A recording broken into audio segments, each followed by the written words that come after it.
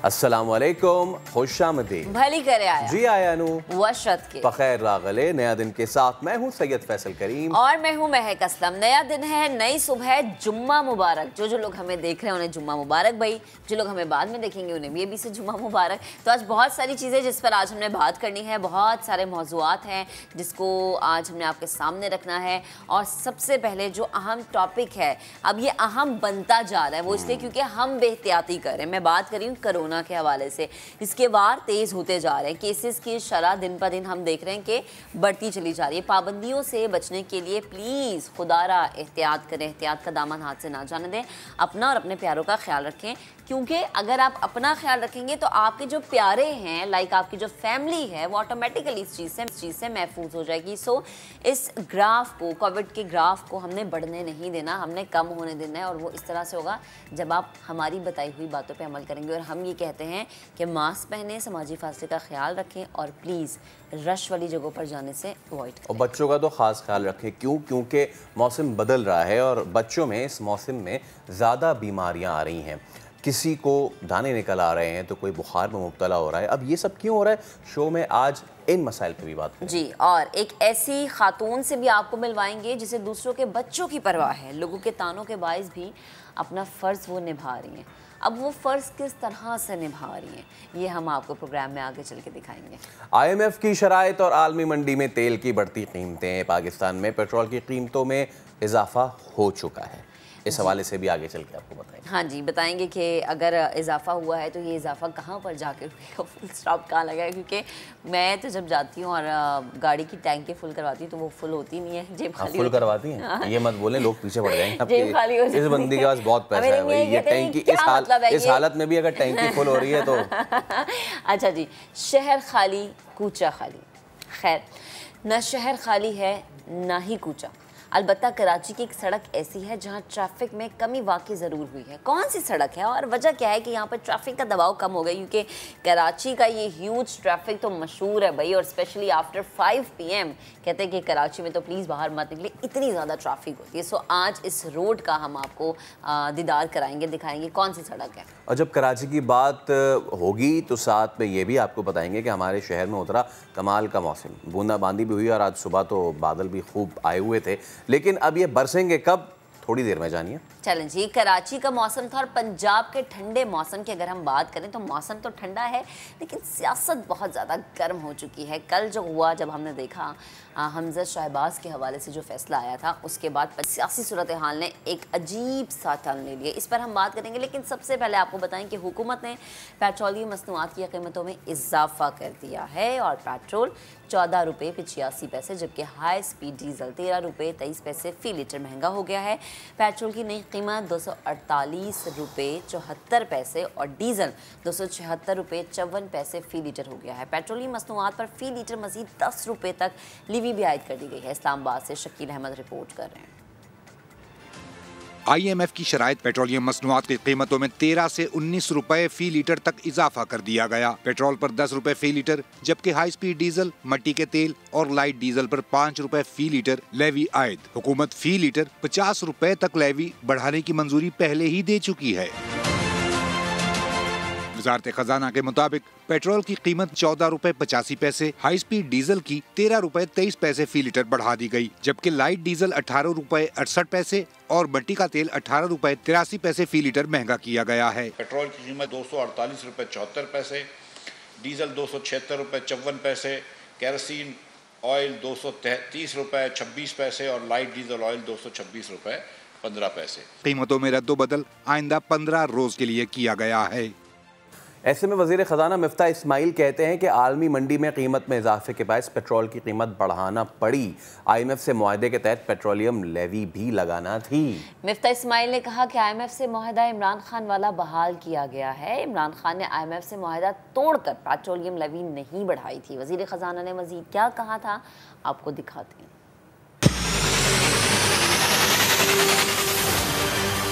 हम हमने जो IMF से आखिर में बातचीत की है उसके तहत 10 रुपये हमको पेट्रोल की कीमत में और 5 रुपये हमको डीजल की कीमत में PTL की लेवी लगाना है, क्योंकि बैनुल-अक़वामी मंडी में भी तेल की कीमत बीच में कम हुई थी लेकिन फिर बढ़ गई है। 14 रुपये 85 पैसे बढ़ाते हैं तो पेट्रोल की कीमत, नई कीमत 248 रुपये 74 पैसे होगी। इमरान खान की किए हुए माहिदे के हिसाब से आज 70 रुपये पेट्रोल पे और 70 रुपये डीजल पे टैक्स होना चाहिए, लेकिन जबकि हमने सिर्फ 5 रुपये डीजल पे टैक्स लगाया है और 10 रुपये पेट्रोल पे टैक्स लगाया है। 3 साल का इमरान खान करके गए थे, उसको हमने रिवाइव करके 4 साल का कर दिया है प्रोग्राम के अंदर जो है वो पैसे भी बढ़ गए। 6 बिलियन से जो है वो तकरीबन 1 बिलियन और बढ़ जाएगा, 7 बिलियन तक हो जाएगा। प्रोग्राम वही है जो खान साहब का था, सिर्फ इतना फ़र्क है कि वो के हिसाब से आज 30 रुपये टैक्स होता लेवी का और 17% सेल टैक्स होता, जो कि तकरीबन 45 रुपये होती तो 75 रुपये प्राइस होती। हमने सिर्फ 10 रुपये इधर प्राइस बढ़ाई है, टैक्स लगाया है पेट्रोल पे और 5 रुपये टैक्स लगाया है डीजल पे। चलें जी, अब जरा आगे बढ़ते हैं। लाहौर हाई कोर्ट ने वजीर आला के इंतखाब के लिए आज दोबारा गिनती कराने का हुक्म दिया है। अदालत ने PTI की दरख्वास्तें मंजूर कर ली हैं। प्रिजाइडिंग ऑफिसर को हुक्म दिया है कि 25 अरकान के वोट निकाल कर दोबारा गिनती कराई जाए। 8 सफ़ात पर मुश्तमिल फैसले में हुक्म दिया गया है कि मतलूबा तादाद पूरी ना होने पर वजीर आला के इंतखाब के लिए पोलिंग दोबारा करवाई जाए। इस पर पहले लाहौर से अरशद अली की रिपोर्ट देखते, फिर इस पर ज़रा मुफस्सिल गुफ्तगू भी करते।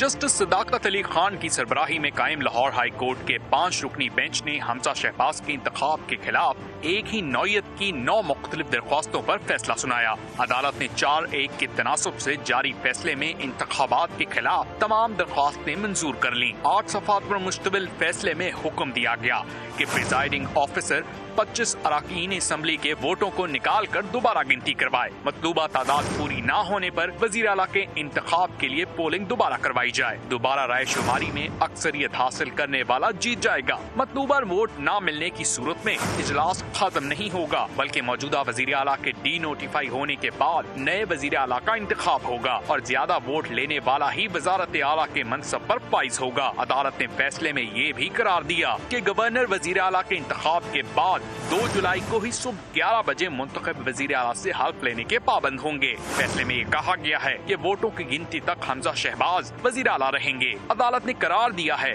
कि हमजा शहबाज और उनकी काबीना के फैसलों और इकदामात को कानूनी तहफ़्फ़ुज़ हासिल होगा। फैसले के हक में 4 जजेस जबकि जस्टिस साजिद महमूद सेठी ने इख्तिलाफी नोट में उस्मान बुज़दार को बतौर वजीर आला बहाल करने की सिफारिश की है। अदालत ने इजलास में बदनज़मी या हंगामा राय को तौहीन अदालत करार दिया है। कैमरामैन खावर महमूद और नदीम कासिम के साथ अरशद अली, समा, लाहौर।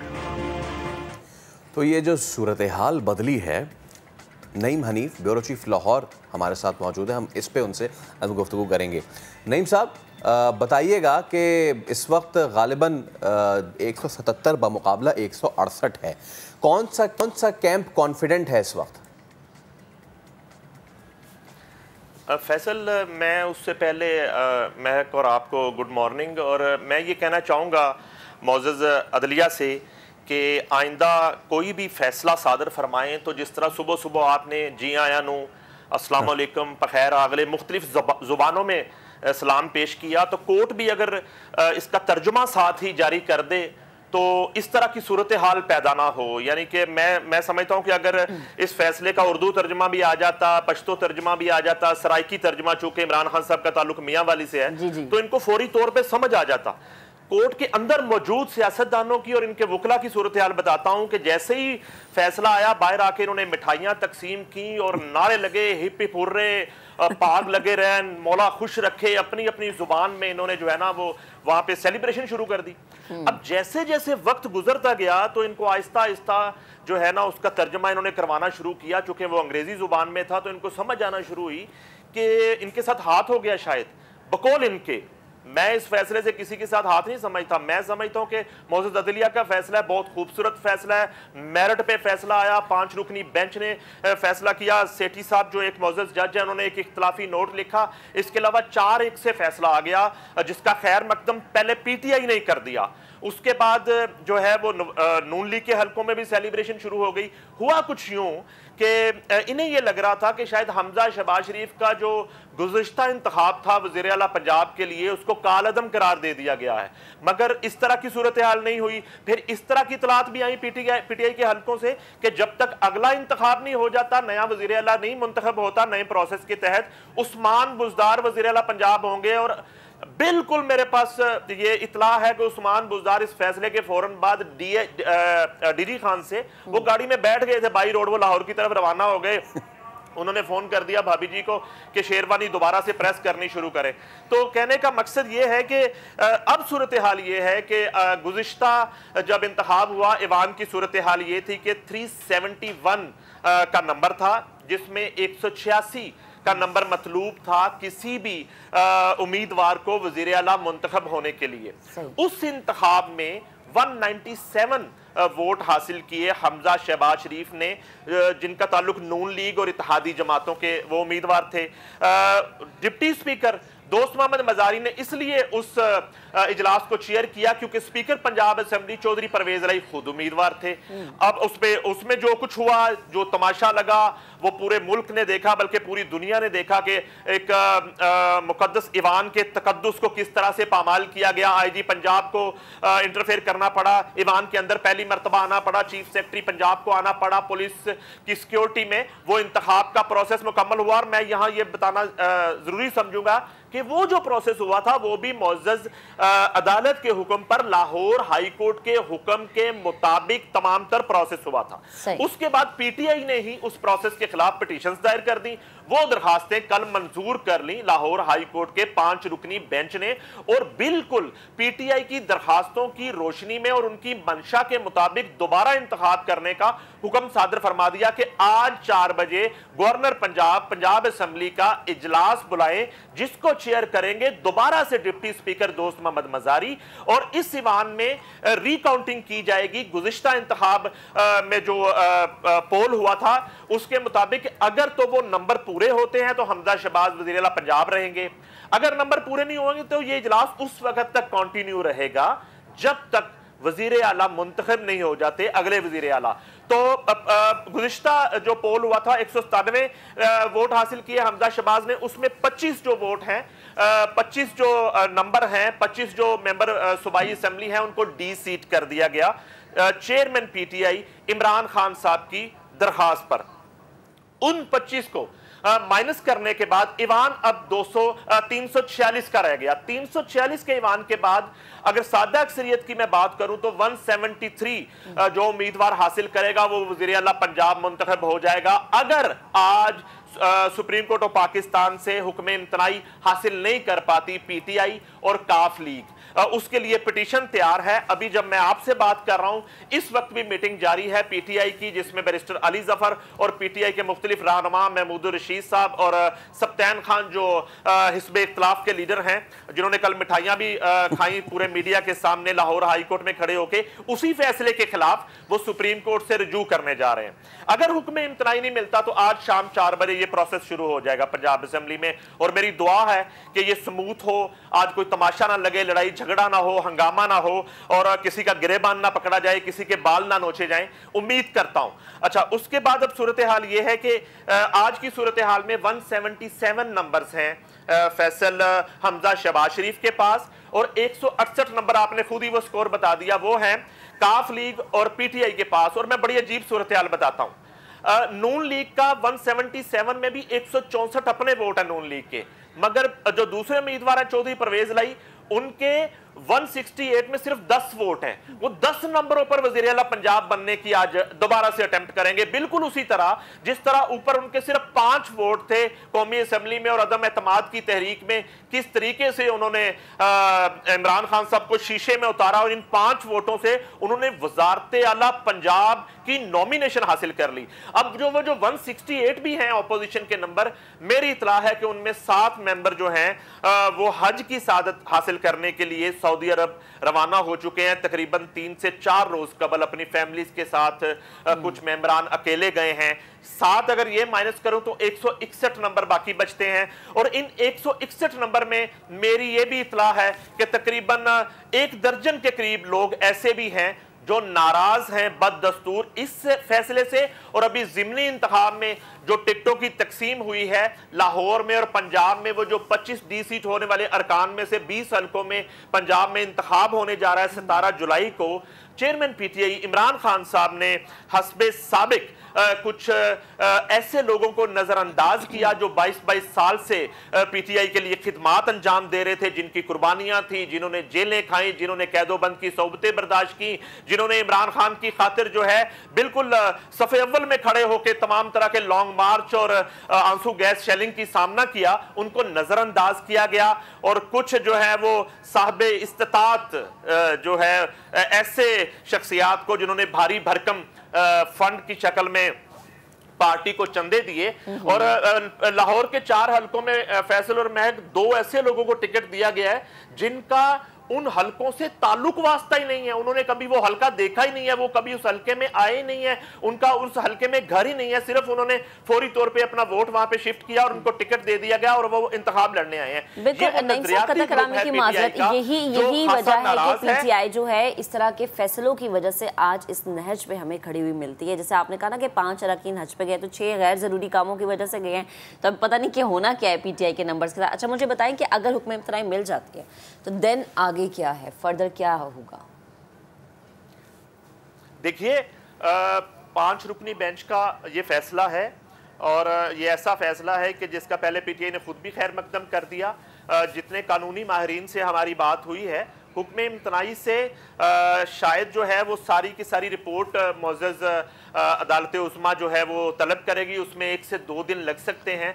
मगर अब ये प्रोसेस तो होना है, ये आज नहीं होगा, ये 2 दिन बाद हो जाएगा, 3 दिन बाद हो जाएगा, या ये प्रोसेस ईद के बाद जा सकता है। अच्छा। मैं बताता चलूं कि ईद के बाद 17 जुलाई को उन 20 हलकों में जो डी सीट हुए पीटीआई के, उनमें ज़िमनी इंतखाब हो रहा है। पहले यही पीटीआई और यही काफ लीग चाह रही थी कि उन ज़िमनी इंतखाबात से पहले पहले ये मरहला हो जाए दोबारा से पंजाब असम्बली में वज़ारत आला के इंतखाब का, कि इनको लग रहा था कि नून लीग उन 20 में से 15 या 16 सीट्स हासिल कर सकती है और नून लीग के नंबर जो है वो ज्यादा बेहतर हो सकते हैं। अब वही चौधरी परवेज लाई हैं, उन्होंने कल प्रेस कॉन्फ्रेंस में उसी 17 जुलाई के ज़िमनी इंतखाब का हवाला दिया है। और एक और बड़ी इंपॉर्टेंट बात महक आपको बता दूं कि काफ लीग खुद बड़ी टूट फूट का शिकार है। इस वक्त काफ लीग 2 धड़ों में बढ़ चुकी है। एक धड़ा चौधरी शुजात हुसैन का है जो कि सदर है मुस्लिम लीग काफ के, दूसरा धड़ा चौधरी परवेज लाई का। रेशो ये है कौमी असम्बली में 3-2, 3 जो मेंबरान है कौमी असम्बली वो चौधरी शुजात के साथ खड़े हो गए हैं, 2 मेंबर रह गए चौधरी परवेज लाई के पास। यही रेशो यहाँ के पंजाब असम्बली के 10 वोटों की है, 10 में से 7 चौधरी शुजात हुसैन के साथ जा चुके हैं, 3 वोट जो है चौधरी परवेज लाई के पास रहे हैं। और अगर कहीं टाई की सूरत हाल हो जाती है और मियां शहबाज शरीफ वज़ीर आज़म पाकिस्तान और आसिफ अली जरदारी चौधरी शुजात हुसैन के साथ इस तरह का कोई मुज़ाकरात करते हैं या उन्हें दरखास्त करते हैं, तो मैं समझता हूं कि इतना एक्सट्रीम फैसला चौधरी शुजात हुसैन ले सकते हैं और ये 10 वोट भी शायद चौधरी परवेज लाई के साथ नहीं बचेंगे। बहुत शुक्रिया नईम हनीफ साहब, जैसे आपने गुफ्तगू कर रहे थे लग ये रहे कि हमजा का जो पलड़ा है तो काफी भारी है और बहुत ज्यादा जो है उनके दोबारा चांसेस हैं, लेकिन वक्त बताएगा। आगे बढ़ते हैं जी, कराची की बात करें। पीपल्स बस सर्विस के दूसरे रूट का हो रहा है आगाज। शहरी नॉर्थ कराची से एंडेस अस्पताल कोरंगी तक इसमें सफर कर सकेंगे। मजीद बात करेंगे अपने नुमाइंदे जीशान मुगल ने हमें ज्वाइन किया है। जी जीशान बताइएगा। जी बिल्कुल, आज जो है सिंध हुकूमत की जानिब से कराची में जो कि पीपल्स बस सर्विस चलाई गई थी उसका दूसरे मरहले का जो कि आगाज़ किया जा रहा है। इस वक्त मैं मौजूद हूँ अंडा मोड़ के करीब जो कि न्यू कराची में है। वहाँ से जो है ये तकरीबन आज के रोज़ 10 बसेस जो हैं यहाँ से चलाई जाएंगी। जो इसका रूट है इंतज़ामी की तरफ से जो बताया गया है, न्यू कराची से ये डायरेक्टली तौर पर ये नागन चुरंगी जाएगी, जिसके बाद जो है सराब कोट, उसके बाद जो है मलिर नदी से होते हुए ये मुर्तज़ा चुरंगी जो है कोरंगी में इंडस्ट्री एरिया वहाँ पर पहुँचेगी। इसके बाद लांडी की तरफ ये जाएगी, वहाँ से होते हुए ये इंडस हॉस्पिटल की तरफ यानी कि अपने अख्तिताम पजीर होगी। इसके बाद मैं बताता चलूँ आपको कि इस बस का जो किराया है तकरीबन कम से कम 25 रुपये से लेकर यानी कि ज़्यादा से ज़्यादा 50 रुपये तक रखा गया है। इसके अलावा जो है इंतज़ामी की तरफ से ये बताया जा रहा है कि ये बस जो है तकरीबन 2 हिस्सों में तकसीम की गई है। पहला जो हिस्सा है वो ख़वातीन के लिए है, दूसरा जो हिस्सा है वो मर्द हजरात के लिए है। इस बस में टोटल जो नशिस्तें हैं वो तकरीबन 80 के करीब हैं। इसके अलावा जो है शहरियों से जब हमने बात की है तो शहरियों का ये कहना है कि ये बहुत ही ज़्यादा खुशाइन बात है कि जो कि ये ट्रांसपोर्ट जो है पब्लिक ट्रांसपोर्ट चलाई गई है सिंध हुकूमत की जानिब से, क्योंकि जो कि ख़ास तौर पर न्यू कराची के जो रिहायशी हैं उन्हें यहाँ से मेन रोड पर जाने के लिए काफ़ी मुश्किलात का सामना करना पड़ता था, जिसके बाद आज जो है वो काफ़ी ज़्यादा यानी कि खुश दिखाई दे रहे हैं। उनका ये कहना है कि हुकूमत की जानिब से ये बहुत अच्छा कदम उठाया गया है कि जो आज यहाँ पर जो कि पीपल्स बस सर्विस जो है चलाई गई है। जहाँ आप खड़े हैं वहाँ से लेके शहरी नॉर्थ कराची से लेके इंडस अस्पताल तक, यानी अंडा मोड़ पे आप खड़े हैं इस वक्त, मुझे ज़रा ये तो पता है अंडा मोड़ से नागन और सखी हसन तक ये सड़क की सूरत हाल कैसी है, कहाँ चलेगी ये बस?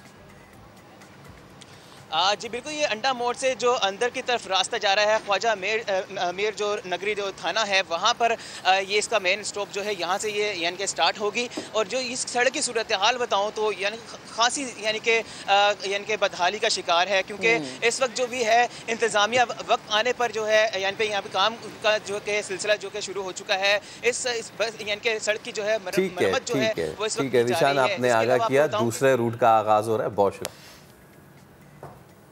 चलें जी, ब्रेक लेते हैं, ब्रेक के बाद दोबारा हाजिर होंगे, साथ रहिएगा।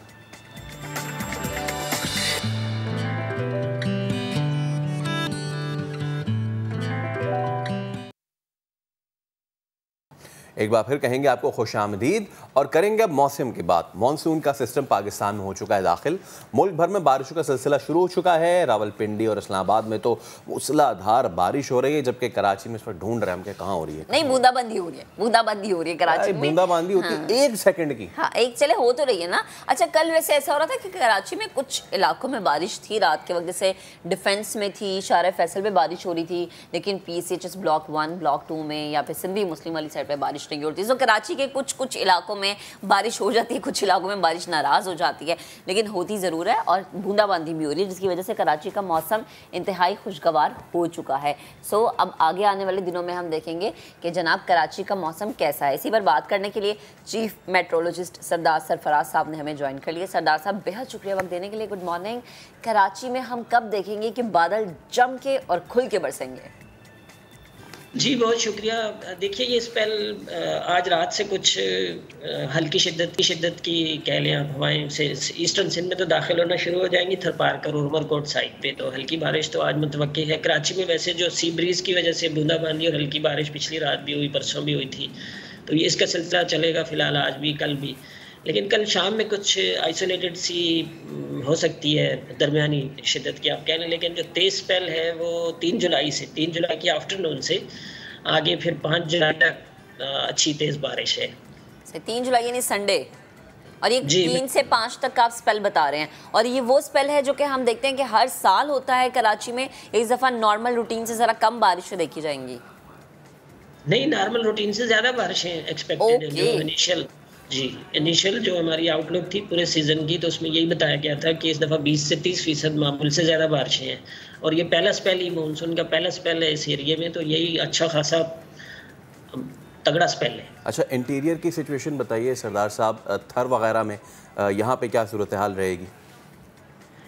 जी, थर में भी मैं आपसे कहा ना, ये तकरीबन पूरे सिंध को स्वीप करता हुआ ये सिस्टम निकलेगा आगे बलूचिस्तान की तरफ, कुछ हिस्सा इसका और कुछ नीचे इसमें अरेबियन सी में, तो ऑलमोस्ट एंटायर सिंध इसकी लपेट में आएगा। सिंध के तमाम ही अजला में अच्छी बारिश हो जाएगी, और ख़ासकर जो लोअर सिंध के डिस्ट्रिक्ट्स हैं उमरकोट, हैदराबाद, बदीन, ठट्टा, थरपारकर भी, और फिर कराची और ऊपर दादू, जामशोरो जो वेस्टर्न सिंध में आ जाते हैं, तो इन सारे डिस्ट्रिक्ट्स में खासा तेज स्पेल होगा। और इसीलिए हमारी जो एडवाइजरी चल रही है, जो forecast day to day basis पे भी चल रही है, और एडवाइजरी भी दी थी, उसमें अर्बन फ्लडिंग का खदशा भी जाहिर किया गया था। और सरदार साहब, ये पंजाब के मैदानी इलाकों की अगर बात की जाए तो वहाँ पे क्या सूरत हाल रहेगी? देखिए, गुज़श्ता रात से शुमाली इलाकों में मानसून हवाएं दाखिल होना शुरू हुई हैं, तो लाहौर, इस्लामाबाद और जो मुल्का पंजाब के दूसरे इलाके हैं वो ये हवाएं फिर बतदरीज फैलेंगी। आज जनूबी पंजाब की तरफ भी बारिश हो जाएगी शाम में, रात में, और फिर ये पूरा एक तरह से ना पूरे मुल्क में ही होगी। लेकिन इन हवाओं की जो शिद्दत है वो साउथ पाकिस्तान में ज़्यादा हो जाएगी कल से, या आप कह लें कल रात से, 2 जुलाई की रात से। अच्छा। तो उसके नतीजे में पूरे सिंध में और बलूचिस्तान के बेशतर अजला में, ख़ासकर जो जनूबी अजला हैं, जो शर्की अजला हैं, उन सब में भी तेज़ स्पेल मुतवक्की है। तो ऊपर होगी, लेकिन ऊपर इतना तेज स्पेल फिर इस दौरान में कम मुतवक्के है, लेकिन ये साउथ पाकिस्तान पूरे में अच्छी तेज बारिश होगी। ठीक है। और सरदार साहब लास्ट में बताइएगा कि जो माहीगीर हैं उनके लिए क्या अलर्ट जारी किया गया है या उन्हें क्या एहतियात बरतनी चाहिए? देखिए आजकल समंदर वैसे ही बहुत रफ होता है, यानी एवरेज जो उसकी आपको पता है कि दिन में 2 दफ़ा हाई वाटर होता है, 2 दफ़ा लो वाटर होता है। जो हाई वाटर होता है यानी हाई टाइड होती है तो 3.5 मीटर, अमूमन 3.5 से 3.7 मीटर के दरमियान चल रही होती है। अब इस दौरान में अच्छा स्ट्रांग लो प्रेशर एरिया भी जब दाखिल होगा राजस्थान से हमारे एरिया में, इसमें सिंध में, और सिंध से होता है वो फिर नीचे समंदर में जाएगा, तो समंदर में रफनेस बढ़ने का खदशा है। इस वजह से उनको कहा गया कि आप अपनी एक्टिविटीज़ तो जारी रखें, लेकिन ये कि मोहतात रहें, आप एक्स्ट्रा केयर करें कि उसमें तुगयानी थोड़ी ज़्यादा हो जाएगी। सही है, ठीक है। सरदार साहब बेहद शुक्रिया, आप गुफ्तगू कर रहे थे। सो कराची वाले जो हैं इस बारिश को एंजॉय कर सकेंगे, यानी मानसून के इस पहले स्पेल को एंजॉय करेंगे 3 से, यानी संडे से। आर यू श्योर एंजॉय कर सकेंगे? हाँ, अगर इंतजाम। तो पहली बात तो समंदर का रुख ना करे, क्योंकि आपको पता है कि इस सीजन में वैसे रफ हो जाता है। दूसरा ये कि कराची वाले जो है वो कैसे एंजॉय करेंगे? महक ने तो कह दिया, महक की बात पे ना जाइएगा। क्यों? क्योंकि इस बार भी आपके गली मोहल्लों और सड़कों पर पानी जमा होगा। क्योंकि इसलिए क्योंकि इंतजामिया के दावे एक तरफ हैं और शहर के कितने बरसाती 500 से ज़ायद बरसाती नालों की सफाई नहीं हुई है, तो वो नाले एक तरफ हैं और जो इंतजामिया बात करी थी इंतजामात की जो नहीं हुए वो एक तरफ हैं। तो मोहम्मद अली हफीज़ की रिपोर्ट आपको दिखाते हैं।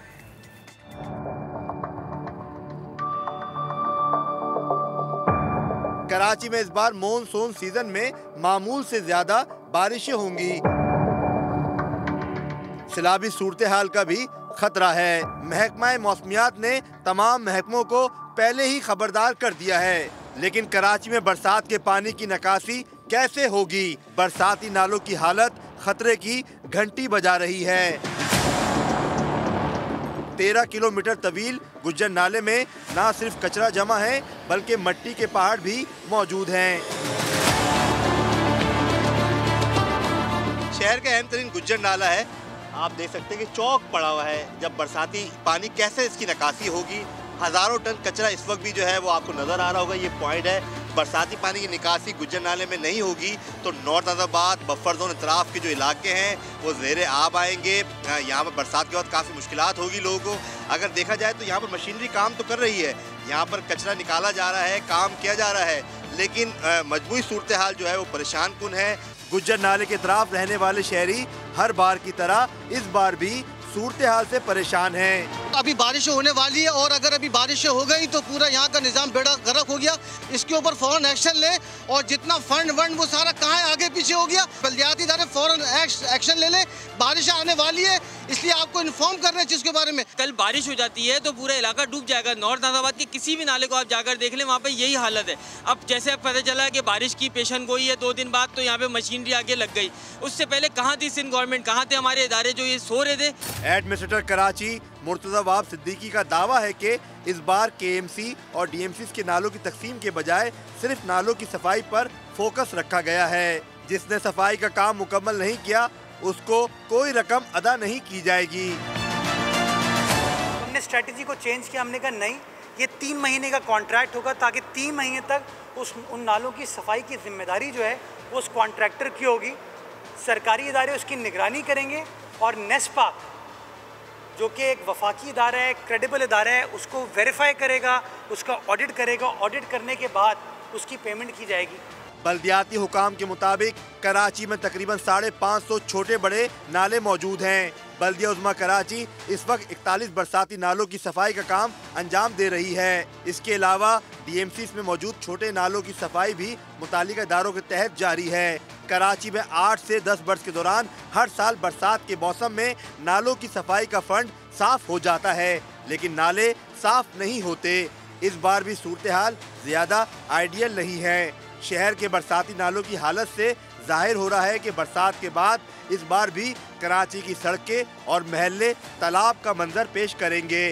कैमरामैन मोहम्मद कामरान और इमरान खान के साथ मोहम्मद अली हफीज, समा, कराची। जी, तो बारिश होगी तो आपने एहतियात करनी है। एहतियात इस तरह से करनी है कि अपने इर्द गिर्द के एरिया को आप खुद ही साफ़ कर लें, ये ज़्यादा बेहतर है। लेकिन जब हम एहतियात की बात करते हैं तो एक और बहुत ज़रूरी चीज़ है जिसमें एहतियात करना बहुत ज़्यादा लाजिम हो चुका है, वो है आपकी हेल्थ के हवाले से जुड़ी हुई चीज़। कोरोना की मैं बात करी हूँ जो कि फिर से बढ़ने लगा है। कराची में मस्बत केसेस की शरह 19% से ज़ायद हो चुकी है। स्पेशली सिंध की अगर मैं बात करूँ तो 2900 से ज़ायद केसेस ऐसे हैं जो कि एक्टिव हैं। सिंध की वज़ीर सेहत ने सूबे के बड़े अस्पतालों में कोरोना वार्ड फाल करने की हिदायत अगेन कर दी है। कोरोना फिर क्यों ज़ोर पकड़ना शुरू हो गया है, क्या वजह है, जो डिफरेंट वेरिएंट्स इसके आ रहे हैं, ये कितना ज़्यादा अलार्मिंग तरीके से हमें हिट कर सकते हैं। इसी पर बात करने के लिए डॉक्टर सईद खान हमें ज्वाइन कर चुके हैं। अस्सलाम वालेकुम डॉक्टर साहब, गुड मॉर्निंग। बड़ा अफसोस के साथ हमें कहना पड़ता है जब आवाम हमारी एहतियात नहीं करती है और बिना मास्क के, बिना ग्लव्स के, सैनिटाइज़र यूज़ के बगैर उन्हें लगता है कि शायद कोरोना ख़त्म हो गया। कितना ज़रूरी है ये आवाम को समझाना कि कोविड अभी ख़त्म नहीं हुआ है, आपने चाहे जितनी मर्जी वैक्सीनेशन करवा ली, स्टिल एग्जिस्ट कर रहा है वो। वालेकुम सलाम and good morning to you. बहुत शुक्रिया प्रोग्राम में करने का। कोरोना का यकीनन एक नई लहर सामने आ रही, जिस तरह अभी आपने बताया कि समंदर में लहरें आती हैं, तो ये अभी ख़त्म नहीं हुआ। इस कोरोना का जो समंदर है अभी तक ये एग्जिस्ट कर रहा है, क्योंकि जब तक एक भी मरीज़ मौजूद है, एक भी वायरस मौजूद है, तो ये कोरोना की जो ख़तरा है वो टला नहीं है। कम ज़रूर हो जाता है जब लहर कम हो जाती है, लेकिन अभी दोबारा जिस तरह नंबर्स बढ़ रहे हैं उससे अंदाज़ा हो रहा है कि ये एक नई लहर की तरफ हम जा रहे हैं। और यकीनन जिस तरह आपने बताया कि इसकी बहुत बड़ी वजह यह है कि आवाम एहतियात नहीं बरतती, और जब नंबर्स कम हो जाते हैं तो वो बिल्कुल एहतियात छोड़ देती है। ना मास्क का इस्तेमाल होता है, ना गैदरिंग में कोई डिस्टेंसिंग या सोशल डिस्टेंसिंग का ख्याल रखते हैं, जिसकी वजह से ये नंबर्स बढ़ रहे हैं। और एक बहुत बड़ी वजह दूसरी जो है वो एक नए वेरिएंट की है। ओमिक्रॉन की एक सब वेरिएंट BA.5 नमूदार हुई है पूरी दुनिया में खुसूसन, और पाकिस्तान में भी रिसेंटली इसकी तशख़ीस हो चुकी है, जिसकी वजह से ये पहले से मौजूद जो इम्यूनिटी है उसको डिसीव कर जाता है या उसको चकमा दे जाता है और नंबर्स बढ़ने शुरू हो जाते हैं। तो यही सूरत हाल का सामना इस वक्त कराची में भी है, और ये नंबर्स अब मज़ीद बढ़ेंगे, क्योंकि लहर की तरह जिस तरह या लहर शुरू होती है तो बढ़ती है फिर कम होती है, तो ये लहर अभी शुरुआत है, ये मज़ीद बढ़ सकती है। अगर हम एहतियात नहीं करेंगे तो ये बहुत ज़्यादा भी बढ़ सकती है। लेकिन खुशकिस्मती से अच्छी बात यह है कि हॉस्पिटल्स पे बहुत ज़्यादा दबाव इस वक्त नहीं है, तो हमें उस तरफ भी ध्यान देना चाहिए, क्योंकि अगर नंबर्स बहुत ज़्यादा बढ़ेंगे तो इसमें से फिर जो ज़्यादा शदीद बीमार हैं वो हॉस्पिटल की तरफ जाएंगे। तो अगर नंबर्स हम कंट्रोल कर लेंगे तो हम इस सूरत हाल से बच सकते हैं। सईद साहब, 3.4% तक जो रेट है पॉजिटिविटी का वो क्रीप अप कर चुका है, ये तशवीशनाक सूरत हाल नहीं है? मजमूई तौर पे तो हालात बेहतर हैं, लेकिन ये बढ़ेंगे। जो अभी 3.5 ओवरऑल आप बता रहे हैं, कराची के नंबर इससे कई गुना ज़्यादा है, और ये लहर की शुरुआत कराची की साइड से हुई है, क्योंकि नए वेरिएंट पहले यही साइड पे ज़्यादा नमूदार हुए। ट्रैवलिंग वगैरह बहुत ज़्यादा होती है यहाँ पे इंटरनेशनल, तो ये वेरिएंट यूजुअली बाहर से आते हैं, तो यहाँ से लहर की अभी उठान है और ये नंबर्स आगे बढ़ सकते हैं। तो यकीनन ख़दशा इस है कि ये नंबर्स बढ़ेंगे, तो आवाम को भी चाहिए, गवर्नमेंट भी एहतियात करने की तलकीन भी कर रही है और अपने स्टेप्स भी ले रही है, लेकिन आवाम के लिए ज़रूरी है कि वो इसमें अपना हिस्सा डालें, वैक्सीनेशन पे फोकस करें और सोशल डिस्टेंसिंग और SOPs पे अमल करें, ताकि हम खुदा न खास्ता जो दूसरी और तीसरी लहर में हालात थे उस तरफ न जाएं और हालात कंट्रोल में रहें।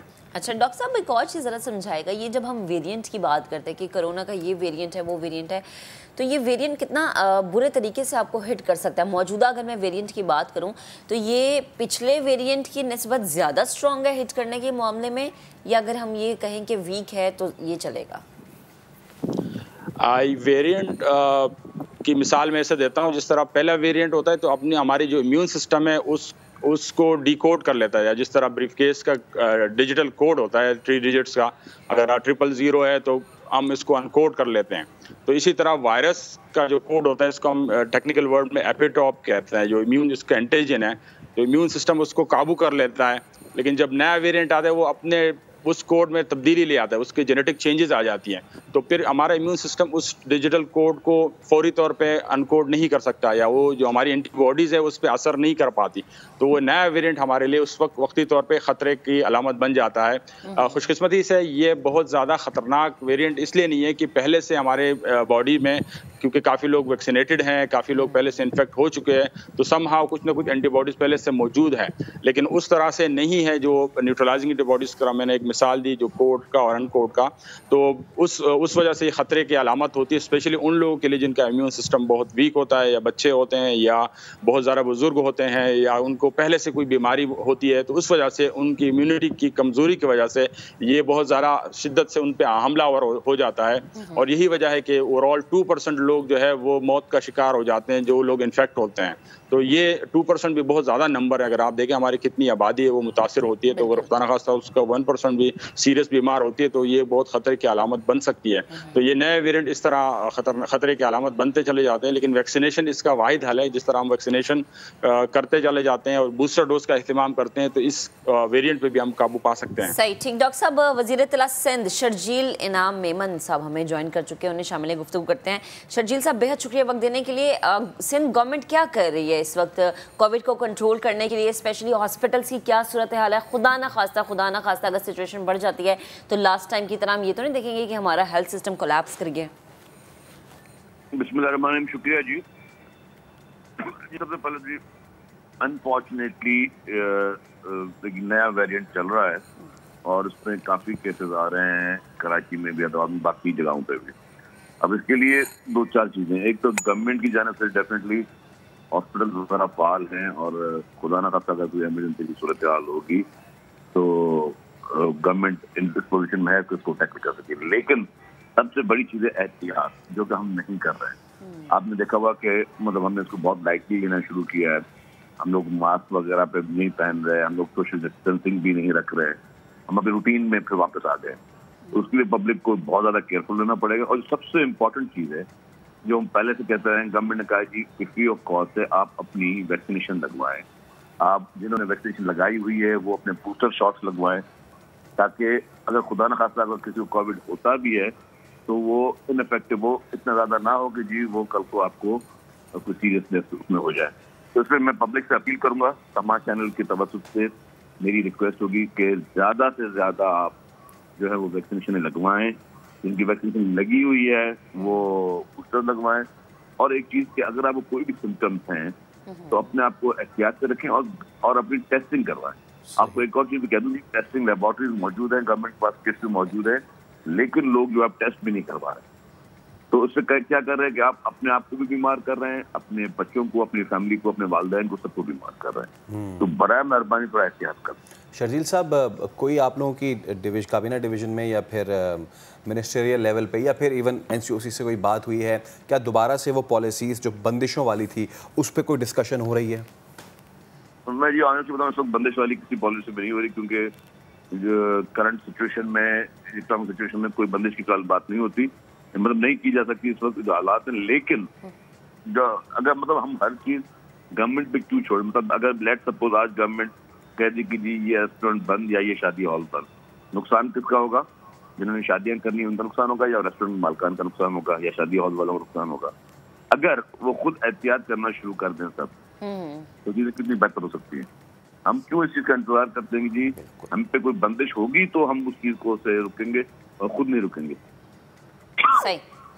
शर्जील साहब, मुझे ये भी बताएगा कि सिंध गवर्नमेंट क्या लोगों में अवेयरनेस पैदा करने के लिए इस तरह का कोई काम करी, स्पेशली वो लोग जिन्होंने अभी तक ना वैक्सीनेशन करवाई है ना ही बूस्टर शॉट्स लगवाए हैं, क्योंकि दोनों बड़े ज़रूरी हैं। नहीं, यू आर एब्सोल्युटली राइट। 1-2 दिन में कैंपेन वैसे भी शुरू होने वाली है, लेकिन उसके अलावा मतलब ये चीज़ ऑलरेडी अवेयरनेस उसकी चीज़ की जाती है जिसका लोगों को पता ना हो। ये लोगों को पता है कि जी कोविड फैल रहा है, हर जगह सबको पता है कि जी लोगों के घरों में मतलब इस तरह के केसेस आ रहे हैं। थोड़ा मतलब हमें अपनी जिम्मेदारी को थोड़ा वसी करना पड़ेगा। हम जो एहतियाती तदाबीर हैं, वैक्सीनेशन हैं, ये सारी चीज़ों में थोड़ा मैं गौर करूँ। और शर्जील साहब, ये भी बहुत ज़रूरी है कि ईद बिल्कुल करीब है, तो उसमें भी हमें बहुत ज़्यादा ख्याल रखना है। बिल्कुल जी, ईद में एक तो जो हम अभी जानवर लेने जा रहे हैं जिन कैटल मार्केट्स में, उसमें हमें बहुत ज़्यादा एहतियात करना चाहिए। ये पब्लिक को बहुत ज़्यादा उस पर एहतियात करना चाहिए। फिर ईद की नमाज है, उसमें भी सोशल डिस्टेंसिंग को मेंटेन करें, ज़्यादा बेहतर है। सबसे आसान तरीका इसका है कि आप मास्क पहने, अपने आप को सैनिटाइज करते रहें। सही, ठीक है, शर्जील साहब बेहद शुक्रिया, आप हमारे साथ मौजूद थे। डॉक्टर सईद भी हमारे साथ मौजूद है। डॉक्टर सईद, मेरा ये है कि पहली तो चीज़ ये कि वेरिएंट पे वेरिएंट आता रहता है, सो खुदा ना खासा इसके बाद किसी और वेरिएंट के बारे में तो हम किसी और वेरिएंट की तरफ तो नहीं चले जाएंगे कि ये वेरिएंट आ गया अब इसके बाद दूसरा वेरिएंट भी आ सकता है। और एक और सवाल मेरा लीजिएगा कि वो लोग जिन्होंने वैक्सीनेशन करवा ली है और जिन्होंने बूस्टर शॉट्स लगवा लिए हैं, कोई भी वेरिएंट कितना स्ट्रांगली उन लोगों को हिट करता है? ये एक मुस्तकिल अमल है। वायरसेस एक मतलब जिंदा चीज़ है, उसमें इवोल्यूशन या इर्तिक़ाई अमल से गुजरते हैं, उनमें वेरिएंट का तसलसल जारी रहेगा जब तक हम इसको मुकम्मल तौर पे वैक्सीन के ज़रिए क्लियर नहीं करते हैं और तमाम लोग एक वक्त पे वैक्सीन लगा लेंगे तो ये वायरस की रिप्लिकेशन बंद हो जाएगी और वायरस ख़त्म हो जाएगा। जिस तरह बाकी जो वायरसेस हैं या तो वो ख़त्म हो गए या वो वक्त के साथ साथ बहुत माइल्ड होते चले गए और वो को एग्जिस्ट कर रहे हैं। जी ठीक है, डॉक्टर सईद खान हमारे साथ मौजूद थे, गुफ्तगू कर रहे थे। एंड अगेन वही जैसे कि शर्जील ना मेमन साहब भी कह रहे हैं कि भाई आपकी अपनी एहतियात बहुत ज़्यादा ज़रूरी है और जब तक आप एहतियात नहीं करेंगे तब तक आप किसी दूसरे पे इल्ज़ाम नहीं लगा सकते। एक अहम मामला, तहरीक इंसाफ होने वाले वज़ीर आला पंजाब के इलेक्शन के हाई कोर्ट के फैसले के खिलाफ सुप्रीम कोर्ट में अपील का मुसव्वदा तैयार कर लिया है। दरखास्त में आज होने वाला वज़ीर आला का इंतखाबी अमल मुअत्तल करने की इस्तदा की गई है। अपील कुछ देर में सुप्रीम कोर्ट में दायर की जाएगी। मजीद बात करेंगे अपने नुमाइंदे जुल्करनैन इकबाल ने हमें ज्वाइन किया है। जी जुल्करनैन, बताएगा डिटेल्स। ठीक है जुल्करनैन, अगर आप मुझे सुन पा रहे हैं तो प्लीज अपडेट कीजिएगा। अपील का मुसव्वदा तैयार कर लिया गया है, तरीके इंसाफ की जानिब से कुछ ही देर के बाद इसको दायर कर दिया जाएगा। इसमें जो मेन इस्तदा की गई है वो ये की गई है कि आज जो इंतखाबी अमल हो रहा है दोबारा गिनती का, उसको सुप्रीम कोर्ट फौरी तौर पर मुअत्तल करने का हुक्म दे।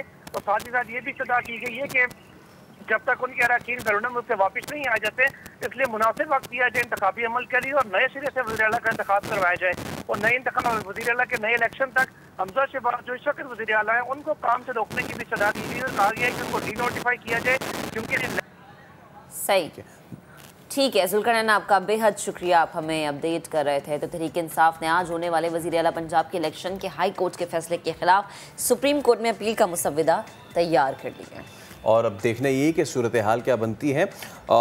आगे बढ़ते हैं। अमीर जमात इस्लामी कराची हाफिज़ नईमुर रहमान ने के इलेक्ट्रिकल लाइसेंस मनसूख करके कौमी तहवील में लेने का मुतालबा कर दिया है। कहा तमाम जमातें और नेपरा के इलेक्ट्रिक की सहूलतकार हैं।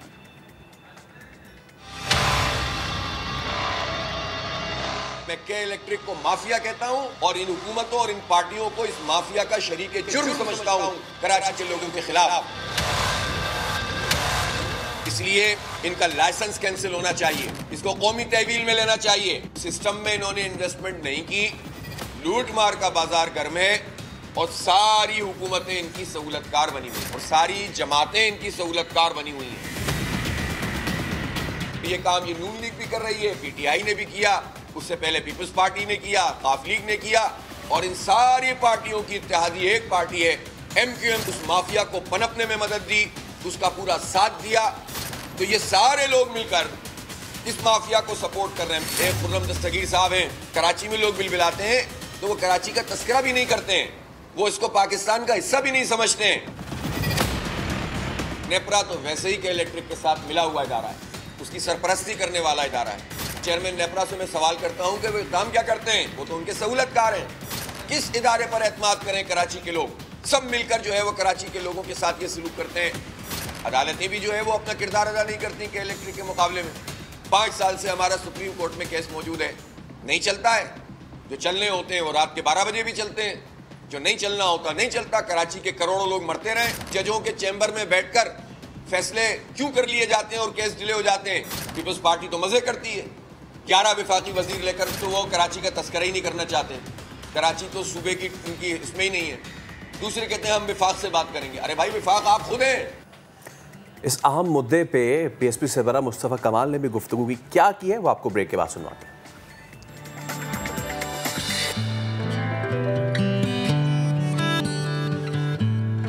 ब्रेक पे जाने से कबल हम आपको गुफ्तगू सुनवा रहे थे हाफिज नईम रहमान की, जो काफ़ी कड़ी तनकीद कर रहे थे के इलेक्ट्रिक पर, और ऐसा ही कुछ कहा पाक सरजमीन पार्टी के सरबरा मुस्तफ़ा कमाल ने भी। बिल्कुल, मुस्तफ़ा कमाल ने के इलेक्ट्रिक का लाइसेंस मनसूख करने का मुतालबा कर दिया है।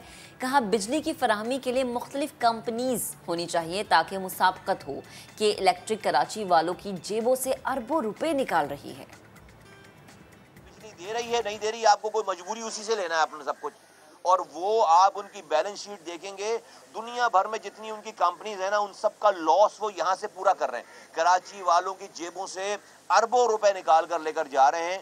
कि इलेक्ट्रिक पे का लाइसेंस कैंसिल किया जाना चाहिए, वफाकी हुकूमत को उसको ख़त्म करना चाहिए, और ये शान अशरे साहब से ये के इलेक्ट्रिक ले लेनी चाहिए। इससे पहले आपको पता है कि आरिफ नकवी के पास थी, आरिफ नकवी जो है पिछली हुकूमत के जो इमरान खान थे उनके दोस्त थे, उनको फंड करते थे, उनकी मीटिंगों में बैठते थे।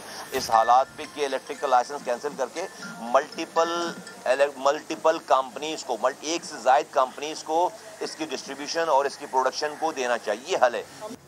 तो ये सूरत हाल है इस वक्त, ना सिर्फ ये शहर कराची में बल्कि पूरे पाकिस्तान में। अब लाहौर का भी अगर जिक्र करें, एग्जैक्टली वहाँ पे भी यही लोड शेडिंग हो रही है। इवन पूरे पाकिस्तान में फैसल लोग यही रोना रो रहे हैं कि बिजली आती नहीं है, और अगर आ जाए तो ज़्यादा देर टिकती नहीं है। और अब तो हाल ये है कि 1 घंटे नहीं बल्कि 1.5 घंटे के लिए बिजली जाती है। चलिए जी, अब ज़रा आगे बढ़ते हैं। DIG ट्रैफिक कराची अहमद नवाज ने कहा है कि 1 माह के दौरान ट्रैफिक के बहाव में कमी वाज़ेह तौर पर महसूस की गई है। समा के नुमाइंदे साथ साबरी से गुफ्तगू में उनका कहना था कि पेट्रोल की कीमत में इजाफे के बाद एक गाड़ी में 1 से ज़्यादा लोग काम पर आना जाना शुरू कर रहे हैं। 1 महीने की अगर मैं बात कर लूँ कि शाहरा फैसल फॉर एग्जांपल, और इसके अलावा और जो दीगर शाहरा हैं, कुछ हमने वहाँ पर कारों का और ट्रैफिक का अगर आप कहें तो हमने दबाव कम देखा है। जी बिल्कुल, आपकी ऑब्जर्वेशन दुरुस्त है। ट्रैफिक पुलिस ने भी ये ऑब्ज़र्व किया है कि पिछले कुछ दिनों के अंदर ट्रैफिक के बहाव में कमी जो है देखी जा रही है, और इसमें बुनियादी वजह जो इस वक्त समझ में आती है वो ये है कि पेट्रोल की प्राइसेस जो बढ़ी हैं उसमें लोगों ने इंडिविजुअल अपनी गाड़ियाँ या सवारियाँ वो कम करके और पब्लिक ट्रांसपोर्ट को या जो है वो पूल अप करके अपनी किसी एक कुलीग की गाड़ी को इस्तेमाल करके उन्होंने दफातर में आना जाना या अपने जो बिज़नेस है उस पर आना जाना शुरू किया है। तो ये बात आपकी बिल्कुल दुरुस्त है। ताहम इसके साथ ही जो पब्लिक ट्रांसपोर्ट है उसमें भी हमने देखा है कि उसमें भी जो सवारियां हैं वो इंक्रीज़ हो गई हैं। अब उनका प्रेशर जो है वो बढ़ गया है। शाम के औकात में अक्सर जो है वो बसें फुल होती हैं और फिर वो बस वाले अपनी छतों पे सवारियां बिठाने की कोशिश करते हैं। तो सर जो पीक आवर्स हैं शाहरा फैसल के ले लें, अगर 5 से 8 हैं, उसमें थोड़ा सा बताइएगा आपका क्या उसमें देखा है आप लोगों ने? जी, पीक आवर्स में भी वाज़ेह कमी इस तरह से देखी गई है कि शाम के टाइम शाहरा फैसल पे ज़्यादा 5 से 8 के दौरान कारों का ज़्यादा रश होता था, क्योंकि जो लोग जॉब के लिए डाउनटाउन में आते हैं तो शाम को बैंक्स जैसे फाइनेंशियल इंस्टीट्यूशन या गवर्नमेंट ऑफिसेस बंद होते हैं तो वो कारों पर वापस जाते थे। वो उसमें भी वाज़ेह कमी देखी गई है कारों के इस्तेमाल में। उसमें जैसा मैंने आपको पहले बताया कि इस तरह से महसूस होता है कि लोगों ने अपने रिसोर्सेज पूल अप किए हैं। एक कुलीग ने दूसरे कुलीग को साथ लेके आना शुरू कर दिया है या 3-4 कुलीग्स ने मिल के एक गाड़ी को इस्तेमाल करना शुरू कर दिया है।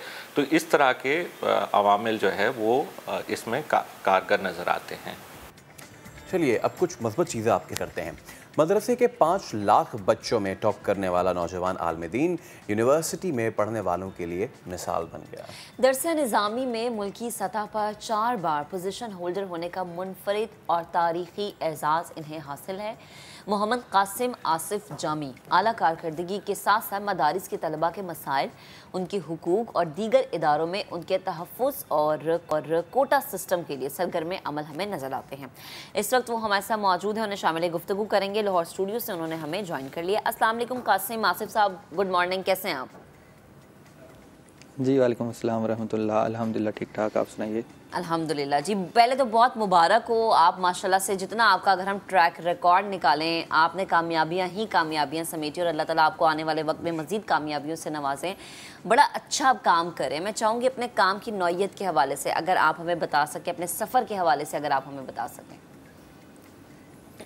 जी बिस्मिल्लाह वल्हम्दुलिल्लाह वस्सलातु वस्सलामु अला रसूलिल्लाह। Thank you so much for inviting me. सबसे पहले तो मैं आपका टीम का शुक्रिया अदा करना चाह रहा हूँ। उसके बाद ये आपने जिस तरह तालीमी सफ़र के मुतल्लिक़ मुझसे दरियाफ़्त किया, तो उसकी तफसील कुछ यूँ है कि हमारा ये दरस निज़ामी जिसको आलिम फ़ाज़िल कोर्स, ये 8 साल का एक डिग्री प्रोग्राम होता है। और इसमें जिस तरह दूसरे बोर्ड्स हैं, तालीमी बोर्ड्स, लाहौर बोर्ड हैं या दीगर जितने भी तालीमी बोर्ड्स हैं, उसी तरह मदारिस के जितने भी तलबा हैं उनके लिए भी फेडरल बोर्ड है। ये इलाकाई तौर पर नहीं बल्कि नेशनल बोर्ड पे ये एक बोर्ड होता है और उसमें सालाना बच्चे इम्तहानात भी देते हैं। उनकी डिग्रियां जिस तरह मैट्रिक, FA, BA और फिर उसके बाद मास्टर्स तक इनकी ये तालीम मुकम्मल होती है। फिर HEC की जानिब से उस डिग्री को इक्वलेंस लेटर एक दे के वेरीफाई भी किया जाता है और उसी डिग्री पे फिर बाद में MPhil और PhD या हुसूल मुलाजमत के लिए सारे सिलसिले हो जाते हैं। तो मेरा सिलसिला, मैं एक गाँव से ताल्लुक़ रखने वाला तालिब इल्म हूँ। बुर्ज अटारी शरकपुर रोड पे ज़िला शेखुपुरा से एक गांव है, तो वहाँ से मेरा ताल्लुक़ है। वहीं से इब्तदाई तौर पर मिडिल स्कूल में मैंने वहाँ पे अपनी तालीम हासिल की। फिर वहीं पे मेरा एक ज़ौक़ हुआ हिफ्ज़ की तरफ आने का। हिफ्ज़ुल कुरान के बाद फिर लाहौर में एक मारूफ़ इदारा है जामिया हजवेरिया, वहाँ पे मैंने अपनी दरस निज़ामी की तालीम मुकम्मल की। तो अभी हाल ही में मास्टर्स के इम्तहानात में मेरा अल्हम्दुलिल्लाह हमेशा की तरह एक एज़ाज़ बरकरार रहा। तो ये सारा सिलसिला मदारस के तलबा के लिए उनका जो एक नफ्सियात उनकी होती हैं या उनके जो कुछ हुकूक़ हैं उनके मुतल्लिक़ मेरी कोशिश होती है कि हर जगह पे बात की जाए। तो चूँकि वो भी इसी मुआशरे के रहने वाले हैं, उनके भी नफ्सियात हैं, उनके भी जज्बात होते हैं। तो ये एक छोटी सी काविश है, जहाँ पे मुझे मौका मिलता है तो मैं उसको बड़े अच्छे तरीके से जिस तरह अल्लाह ताला ने तौफीक दी उसको बयान करने की कोशिश करता हूँ। जी कासिम भाई, जो आप कर रहे हैं उस पर तो हम बात करेंगे। मैं चाहूँगा देखने वालों को बताइए आपका तालीमी करियर कैसा रहा और कितनी मरतबा जो है वो आप टॉप पोजीशन जो है वो हासिल कर चुके हैं। जी, तालीमी करियर शुरू से आखिर तक सारे जो दोस्त अहबाब हैं, बिलखुसूस वालिदैन, उनकी बहुत ज़्यादा मेहनतें और शफ़क़तें अभी तक शामिल हाल हैं। असातिज़ा बहुत शफ़ीक मिले, उनकी जो ख़ुसूसी शफ़क़त और मेहनत है उसी की बदौलत तो ये 8 सालों में शुरू से यानी मैट्रिक से लेकर मैट्रिक, FA, BA और अब मास्टर्स में जितने भी तलबा मदारस के इन इम्तहानात में शामिल होते हैं तो उनमें मेरा ये टॉप हमेशा से बरकरार रहा। और इस दफ़ा मेरी तंज़ीमुल मदारस के तहत फिर मुल्की सतह पे पोजीशन आई। तो ये तालीमी करियर में कुछ मुश्किलात भी होती हैं, फिर वो मुश्किलात हौसला तोड़ने की बजाय हौसला आगे बढ़ाती हैं। हौसला अफजाई बहुत ज़रूरी है। तो जो हमारे बोर्ड्स हैं दूसरे यानी तालीमी बोर्ड्स हैं हमारे मदारस के, वो सपोर्ट करते हैं कुछ, और फिर जो हुकूमती इदारे हैं उनसे तो हमेशा शिकवा ही रहता है। सही।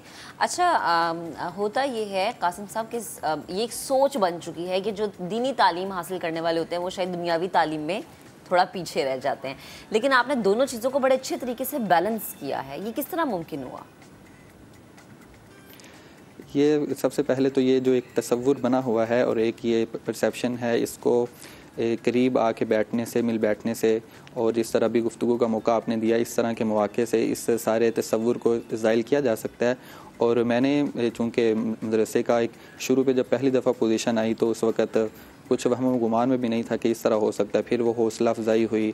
वो अक्सर बात करते हैं कि थपकी देना किसी को, तो वो थपकी मिली। फिर उसके बाद अभी तक हौसला अफजाई के साथ साथ ये सारे सिलसिले चलते रहे। और फिर जो सेकंड टाइम में मैं अपनी मतलब जो जिसको पार्ट टाइम कहा जाता है वहाँ पे जो दूसरी ग्रेजुएशन दूसरे बोर्ड्स की तरफ से वो मेरी जारी रही और उसमें भी अल्हम्दुलिल्लाह अच्छे नंबर हासिल किए। और आगे मेरा मज़ीद इंशाल्लाह मुस्तक़बिल में बहुत सारे इरादे हैं, नेक ख्वाहिशात हैं।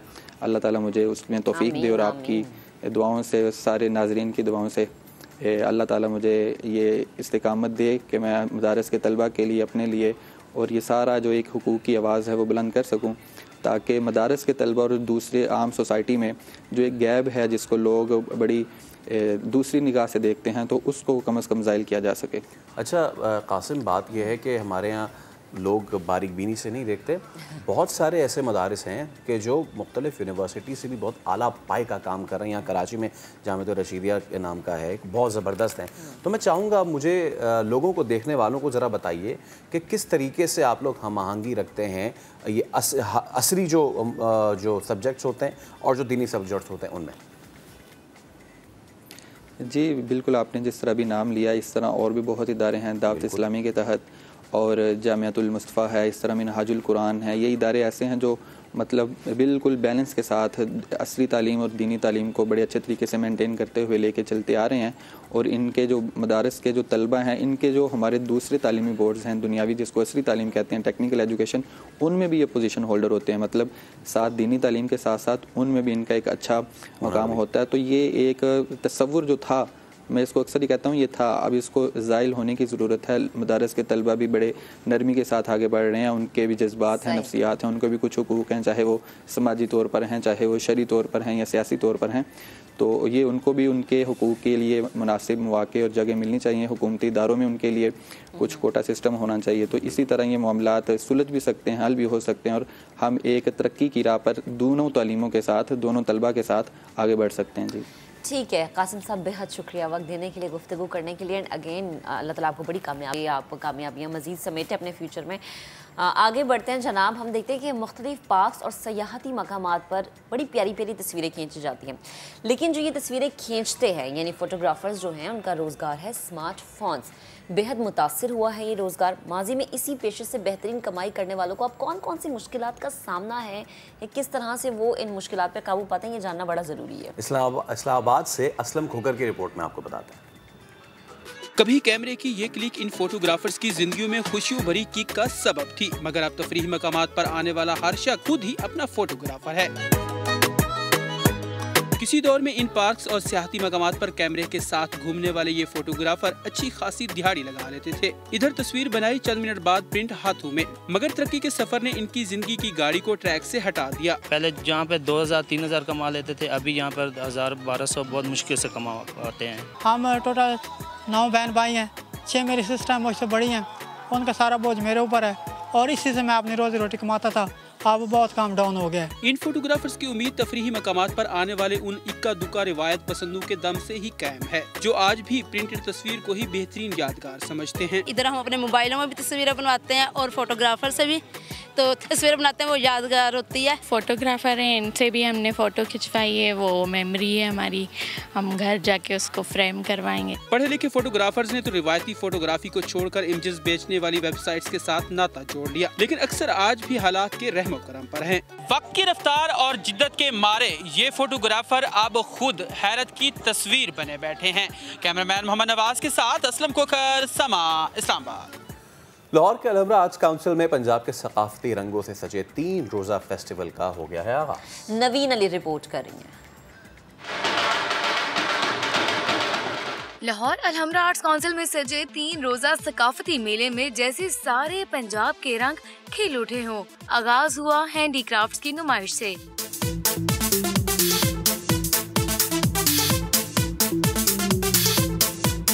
अलहमरा आर्ट्स काउंसिल की एग्जीक्यूटिव डायरेक्टर समन राय का कहना है कि लाहौरियों को मौका मिला है कि वो अपनी सकाफत को दोबारा अपने दिलों में जिंदा कर सकें। लाहौरियों के लिए बड़ा गोल्डन मौका है कि वो आए, अपने कल्चर को एक्सपीरियंस कर सकें और अपनी पसंदीदा चीज़ें खरीद सकें।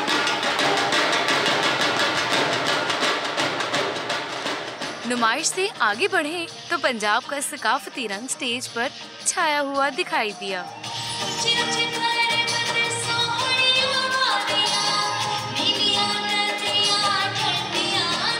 सूफी अंदाज में गुलकारों ने फेस्टिवल को 4 चांद लगा दिए।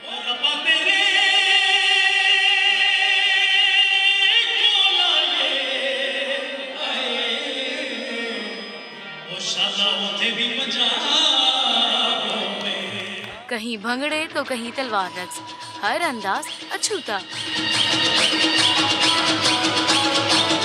फेस्टिवल के पहले रोज ने पंजाबियों को खूब महसूस किया। कैमरामैन साद नवीद के साथ नवीन अली, समा, लाहौर। चलिए जी आगे बढ़ते हैं। और जैसे मौसम बदलता है तो मौसम बदलने से बहुत सारे इफ़ेक्ट्स होते हैं हमारी बॉडी पे, चाहे बच्चे हों चाहे बड़े हों, मुख्तलिफ जो हैं हम चेंजेस देखते हैं। स्पेशली स्किन की अगर हम बात करें तो वो ज़्यादा डैमेज हो जाती है। अब हम आपको कुछ विजुअल्स दिखा रहे हैं। अच्छा जी, बच्चे मुतासिर होते हैं, बड़े भी मुतासिर होते हैं। बड़ों के मुतासिर होने से बच्चे ज़्यादा इफेक्ट होते हैं। अच्छा होता ही है कि आपको गर्मी दाने निकल आते हैं, आपको पित्त निकल आती है, आपको अगर एक्जिमा की शिकायत है तो वो बढ़ जाती है। और बहुत सारे लोग मजबूरी में गर्मी के मौसम में भी सॉक्स पहनते हैं क्योंकि उनके पाँव में बड़े इश्यूज़ होते हैं। अच्छा, जिल्द आपकी ड्राई होना शुरू हो जाती है। अब बहुत सारे लोग ये समझते हैं कि गर्मियों में जिल्द ड्राई होती नहीं है, ऐसा बिल्कुल नहीं होता है। बहुत सारे लोगों की ये गलत फहमी भी है कि गर्मियों में आप कोई लोशन नहीं यूज़ कर सकते, ऐसा भी नहीं है भाई, आप लोशन भी यूज़ कर सकते हो। गर्मियों में आपकी जो स्किन है वो ड्राई भी होती है। सो इसके लिए भी आपको डॉक्टर से मशवरा करना बेहद ज़रूरी है। और एग्जैक्टली डॉक्टर भी हमें ज्वाइन कर चुकी हैं, डॉक्टर अरीज खालिद ने हमें ज्वाइन किया। सो हम उन्हीं से जान लेते हैं क्योंकि मैं हमेशा ही कहती हूँ कि प्लीज़ घर में डॉक्टर ना बने, डॉक्टर से रुजू कर लें। अरीज अस्सलाम वालेकुम, गुड मॉर्निंग। प्लीज़ मुझे बताएगा ये जो गर्मियों में स्पेशली गर्मी दाने बनते हैं, इसके पीछे क्या रीज़न होती है? पानी ना पीना, गर्म, जैसे कि आम गर्म होता है, गर्म हम फल खा लेते हैं, या फिर कोई और वजह होती है? वालेकुम अस्सलाम। डिफरेंट उसकी वजूहात होती हैं। मतलब उसमें ज़ाहिर पानी कम ना पीना एक बहुत बड़ी मेजर वजह है। और उसके अलावा जो क्लॉगिंग की रीज़न्स होती हैं उसमें जो मेजरली आता है दैट इज़ एक्चुअली कि क्योंकि जो आपके टाइनी पोर्स होते हैं स्किन में बहुत टाइनी पोर्स होते हैं, उनके नीचे स्पेशियस ग्लैंड्स होते हैं, वो हाइपर एक्टिव हो जाते हैं। और जब वो हाइपर एक्टिव होते हैं और वो क्लॉगिंग होती है और वो ऑक्सीडाइज हो जाते हैं तो फिर ब्लैक हेड्स बनते हैं और उसके अलावा फिर उसमें बाद में वो दानों की सूरत इख्तियार कर लेते हैं। ये एक काफ़ी मेजर वजह होती है। दूसरी मतलब जो होती है, आप क्लेंजिंग प्रॉपरली नहीं कर रहे होते या बहुत ओवर जो वॉशिंग होती है ना, that actually also creates a problem, जिसकी वजह से ये होता है कि वो ग्लैंड्स और हाइपर एक्टिव होते हैं।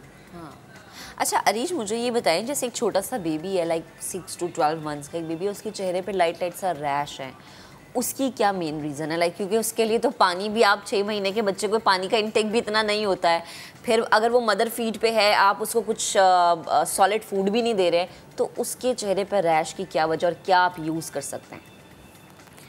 देखिए, जो बच्चों का बेसिकली जो होता है, हम उसमें तो मेनली रेकमेंड करते हैं कि आप जो पीड्स के डॉक्टर हैं उनके साथ कंसल्ट करें, बट स्टिल जो रीजंस उसमें होती हैं, यूजुअली इतने छोटे बच्चों के अंदर मेनली एलर्जिक रिएक्शंस होते हैं जो उन्हें किसी ना किसी चीज़ की वजह से हो रहे होते हैं। और आमतौर पे with the passage of time, और आपने ये चीज़ें देखनी होती हैं कि किस चीज़ से, आमतौर पे बच्चों को बहुत ज़्यादा टेल्कम पाउडर लगा दिया जाता है, उससे एलर्जीज़ हो रही होती हैं। बहुत कॉमनली लोगों ने भरा होता है गर्दन पे भी, फेस पे भी, तो वो भी एलर्जीज़ कर सकता है। इसके अलावा कोई भी लाइक सिंथेटिक प्रोडक्ट्स उनके अगर स्किन के साथ कांटेक्ट में आ रही हैं तो वो भी उनको रिएक्शन कर सकती हैं। कोई मेडिसिन आप ऐसी दे रहे हैं वो भी रिएक्शन कर सकती हैं। तो छोटे बच्चों के अंदर तो बेसिकली हम like if they are not in their teen ages और उससे नीचे हैं, तो हम रेकमेंड करते हैं कि जो पीडियाट्रिशियंस हैं वो उसको ट्रीट करें। और डॉक्टर साहब, बच्चों की तो हमने बात की, ज़रा हम बड़ों की भी बात कर लेते हैं। वो भी उतना ही इफ़ेक्ट होते हैं, लेकिन बहुत देर से उन्हें रियलाइज़ होता है। मर्द हज़रात काम में बिज़ी होते हैं, ख़ातीन अपने किचन में बिज़ी होती हैं, वर्किंग वुमेन भी ऑब्वियसली वो अपने कामों में इतनी ज़्यादा बिज़ी होती हैं, इतनी स्ट्रेस्ड आउट होती हैं कि वो शायद दीगर बीमारियों की तरफ तवज्जो दे दें, जैसे नज़ला, खांसी, बुखार, लेकिन इस तरफ वो अपनी स्किन ख़राब होती है, स्किन की तरफ तवज्जो नहीं देते। इस वेदर में क्या करना चाहिए उन्हें? देखिए, आमतौर पे जो यंग एज होती है that is the best time to take care, कि जिसमें आपके ऊपर जो आप खा रहे हैं या ख्याल रख रहे हैं वो चीज़ें इफ़ेक्ट भी करती हैं। आमतौर पे जब हमें ख़वातीन या मर्द हमारे पास आते हैं, मोस्टली जो ख़वातीन हैं उनको बेचारे जिस वक्त वो उस एज से गुज़र जाती हैं कि अब उन्होंने बच्चों का ख्याल रख लिया and finally at the age of 40 they realise कि जी अब तो बहुत बुरा हाल है, अब हम क्या करें। तो बहुत सारी चीज़ें जिस तरह फ्रूट्स हो गए या बहुत सारी जो ऐसी चीज़ें हैं जो हम जिनको पहले अगर अपनी डाइट के अंदर इंक्लूड कर लें तो वो आप बहुत सारी चीज़ों से बच सकते हैं। बट आफ्टर 40 अगर आप आके हमें ये कहेंगे कि जी हमें बताएं कि हम क्या करें, तो फिर definitely we would have to refer you towards treatments. लेकिन उससे बहुत बेहतर ये होता है कि आप प्रिवेंशंस की तरफ जाएं, और उसमें आपके पास अल्हम्दुलिल्लाह Pakistan is a very blessed country. हमारे पास ऐसे रिच फ्रूट्स हैं जो मेरा ख्याल मुश्किल से ही कोई दुनिया में ऐसी जगह होगी जहाँ पे कंबाइनली ईजीली आपको अवेलेबल मिलेंगे। Mango is one of them. जी जी डॉक्टर साहबा, एक तो अपनी बात भी मुकम्मल कीजिएगा, दूसरा मेरा सवाल ले लीजिएगा कि बहुत सारे लोग ये समझते हैं कि जी गर्मियों में जी आपकी स्किन ड्राई नहीं होती है, जो कि बहुत ही गलत कॉन्सेप्ट है। स्किन आपकी गर्मियों में भी ड्राई होती है। इस पर भी प्लीज़ बताएगा कि क्या करना चाहिए अगर स्किन ड्राई है। दूसरा जो आप फलों के हवाले से बात करी थी वो भी मुकम्मल कीजिएगा। जी, जो फलों के हवाले से बात है उसमें ये कि हमारे पास तो बहुत सारे फ्रूट्स हैं, मैंगोज़ है, मतलब basically that is a very rich source of vitamin C. वो आपकी जो डेली इनटेक की जो 1 कप ऑफ मैंगो है that actually completes your 67% of vitamin C की नीड जो आपकी बॉडी की है उसको पूरा कर देता है। 8% उसमें कॉपर है, उसके अलावा उसमें विटामिन ए है, विटामिन ई है, B6 है। तो उसमें मतलब that is really very rich source of vitamin C. But still अगर if you are like diabetic, अगर आपके यहाँ आपको थोड़ा सा आपकी टेंडेंसी ओबेसिटी की तरफ and you don't want to take mangoes, तो उसके अलावा हमारे पास ऑप्शंस बड़ी अच्छी हैं। You have pineapples, you have grapefruit बहुत निगलेक्टेड एक फ्रूट है। उसके इतने ज़्यादा फ़ायदे हैं कि जो शायद अगर हम काउंट करने लगें तो बहुत ही मुश्किल चीज़ है। उसमें विटामिन सी भी है, उसके अलावा उसमें बीटा कैरोटीन्स हैं, उसमें एंटी एजिंग प्रॉपर्टीज़ हैं और नेचुरली जब आप बेसिकली वो लेते हैं तो वो आपकी डेड स्किन सेल को शेड भी करते हैं, तो उसके बहुत सारे फ़ायदे हैं। और जो दूसरा आपका सवाल है वो ज़रा प्लीज़ रिपीट कीजिएगा। जी, मैं ड्राई स्किन के हवाले से पूछना चाह रही थी कि बहुत सारे लोगों का ये समझना है कि गर्मियों में आपकी जो जल्द है वो खुश्क नहीं होती है, जबकि ऐसा बिल्कुल नहीं है। बिल्कुल, आप बिल्कुल ठीक कह रही हैं। असल में होता ये है कि जब लोगों के फेस पे ऑयल आना शुरू होता है तो वो बार बार उसको वॉश करना शुरू कर देते हैं और बहुत फ्रीक्वेंटली वॉश करने की वजह से जो अल्लाह ताला ने एक बैलेंस बनाया हुआ है जो आपकी स्किन प्रोड्यूस करती है ऑयल, जो कि नेसेसरी भी है उसको बैलेंस रखने के लिए, तो वो फिर बेसिकली एलिमिनेट होना शुरू हो जाता है। अब वो जो ओवर ड्राइनेस है उसकी वजह से वो जाहिर है कि वो रिंकल्स भी और तरह के प्रॉब्लम्स भी स्टार्ट हो जाते हैं और इवन रैशेस भी स्टार्ट हो जाते हैं। तो उसमें जो मेनली चीज़ है, अक्सर लोगों में बहुत एक मिसकंसेप्शन पाई जाती है कि you don't need moisturisers in summer, जो कि बिल्कुल गलत है। यू डेफिनेटली नीड मॉइस्चराइजर्स, लेकिन उसकी जो आपकी आप कह रहे हैं फॉर्मुलेशन है वो डिफरेंट हो जाती है विंटर से। जो हम समर में रेकमेंड करते हैं वो बेसिकली वाटर बेस्ड होते हैं मॉइस्चराइजर्स और they are very light but your skin definitely needs them. ठीक है, तो वो आपके लिए बहुत ज़्यादा ज़रूरी है। इसी तरह जब आप सन ब्लॉक्स की तरफ आते हैं तो you definitely need to know कि आपकी स्किन के लिए कौन सा बेस्ट सन ब्लॉक है। तो ये सारी चीज़ें जो हैं ये बहुत ज़्यादा इसके अंदर हेल्प करती हैं। आपकी स्किन के रूटीन कैसी जा रही है, बहुत सारे लोगों की जिस तरह अब आगे डेफिनेटली ह्यूमिडिटी स्टार्ट हो रही है, बहुत सारे एरियाज़ के अंदर पाकिस्तान में इस वक्त ह्यूमिडिटी स्टार्ट हो भी चुकी हुई है, तो उसमें बहुत ओवर प्रोडक्शन क्योंकि ऑयल की स्टार्ट हो जाती है, लोगों को यूजुअली टी सोन बहुत ज़्यादा फील हो रही होती है, तो उसमें यूजुअली लोग बहुत बार बार फ्रिक्वेंटली वॉश करते हैं। मसला पानी के साथ नहीं है, मसला जब आप बहुत ज़्यादा आप सोप्स यूज़ करेंगे तो उससे प्रॉब्लम क्रिएट होती है क्योंकि आप वो नेचुरल बैलेंस को एलिमिनेट कर देते हैं। सही। आखिर में डॉक्टर हरीश, वो लोग जो कि स्पोर्ट्स एथलेटिक्स फिटनेस उसमें हैं, जिनके फीट कवर्ड रहते हैं और वो इस चीज़ का इतना ध्यान नहीं रखते कि उनको भी इसी तरीके से साफ़ सफाई रखनी है, स्पेशली इस मौसम में ऑफिस की भी लंबी टाइमिंग्स हो जाती हैं, तो प्लीज़ मैं चाहूँगा इस पे भी थोड़ा सा, क्योंकि फिर रिंग वर्म्स वाले मामलात बन जाते हैं। जी देखिए, जब आपने बहुत ज़्यादा ओवरली कवर्ड आपने कोई भी जूसेस कोई भी शूज़ वगैरह पहने और कोई भी ऐसी आपके लाइक सॉक्स आपने पहन ली हैं और बहुत ओवर द पीरियड आपने लॉन्ग टाइम के लिए पहन ली हैं, तो वो डेफिनेटली अक्सर लोग हमारे पास आते हैं और उनमें बहुत कॉमनली एक्जिमा, सोराइसिस तरह के issues, fungal infection is very common in summer, तो वो बहुत कॉमन होती है और उसकी one of the major reasons जो है वो यही होती है। यूजुअली वो लोग जो ऑफिस गोइंग होते हैं और बहुत ज़्यादा देर के लिए उनको शूज़, सॉक्स इस तरह पहननी पड़ती हैं, तो उसमें एक जो मेरी रिकमेंडेशन है वो तो यही होगी प्रेफरेबली कि if they can use open shoes that is the best thing. Like आप कोई भी ऐसे आप जूते इस्तेमाल करें जो ओपन है, बट स्टिल यू हैव एक फॉर्मल आपका ड्रेस कोड है and you have to follow that. तो फिर आपकी जो सॉक्स हैं वो डेली बेस पे वॉश होनी चाहिए और आपको डेफिनेटली थोड़ा सा टाइम के बाद 2-3 घंटे के बाद you need to take them off, और थोड़ी देर के लिए आप कोशिश करें कि आपके पाँव आप ड्राई करें और उसके बाद आप फिर दोबारा से आप बेशक पहन लें। लेकिन वो जो बहुत ओवर द पीरियड आप लॉन्ग टर्म के लिए पहनते हैं वो काफ़ी प्रॉब्लम्स क्रिएट करती है। ठीक है डॉक्टर साहब, बेहद शुक्रिया वक्त देने के लिए, गुफ्तगू करने के लिए। सो जनाब, जो लोग ये समझ गर्मियों में आप जो है वो सॉक्स नहीं पहन सकते, तो भाई भैया बड़े तरीके होते हैं सॉक्स पहनने के भी, और अगर कोई ये समझता है कि मॉइस्चराइज़र आप यूज़ नहीं कर सकते तो वो भी गलत है। अभी एक ब्रेक लेते हैं, ब्रेक के बाद दोबारा हाजिर होंगे। तो क्या करेंगे फैसल? ब्रेक के बाद जब हम ब्रेक के बाद एक बहादुर खातून से आपकी मुलाकात करवाएंगे, हमारे साथ रहिए।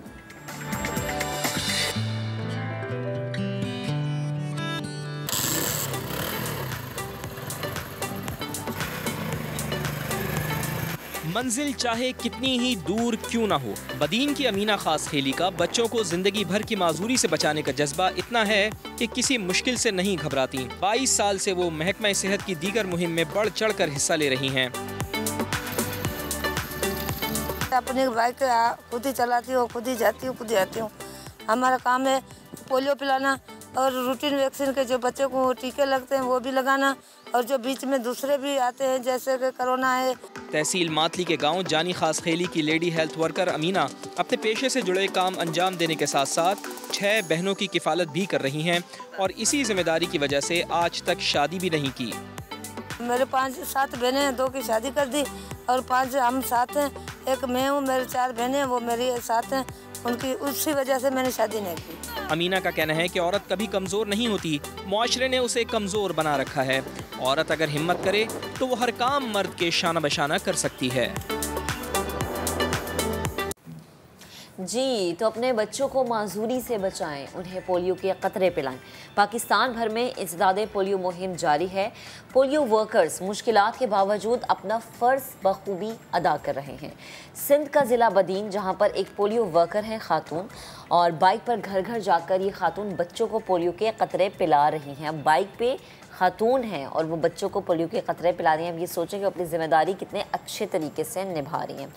पोलियो वर्कर अमीना इस वक्त हमें ज्वाइन कर चुके हैं, उनसे बात करते हैं। अस्सलाम वालेकुम अमीना, गुड मॉर्निंग, कैसी हैं आप?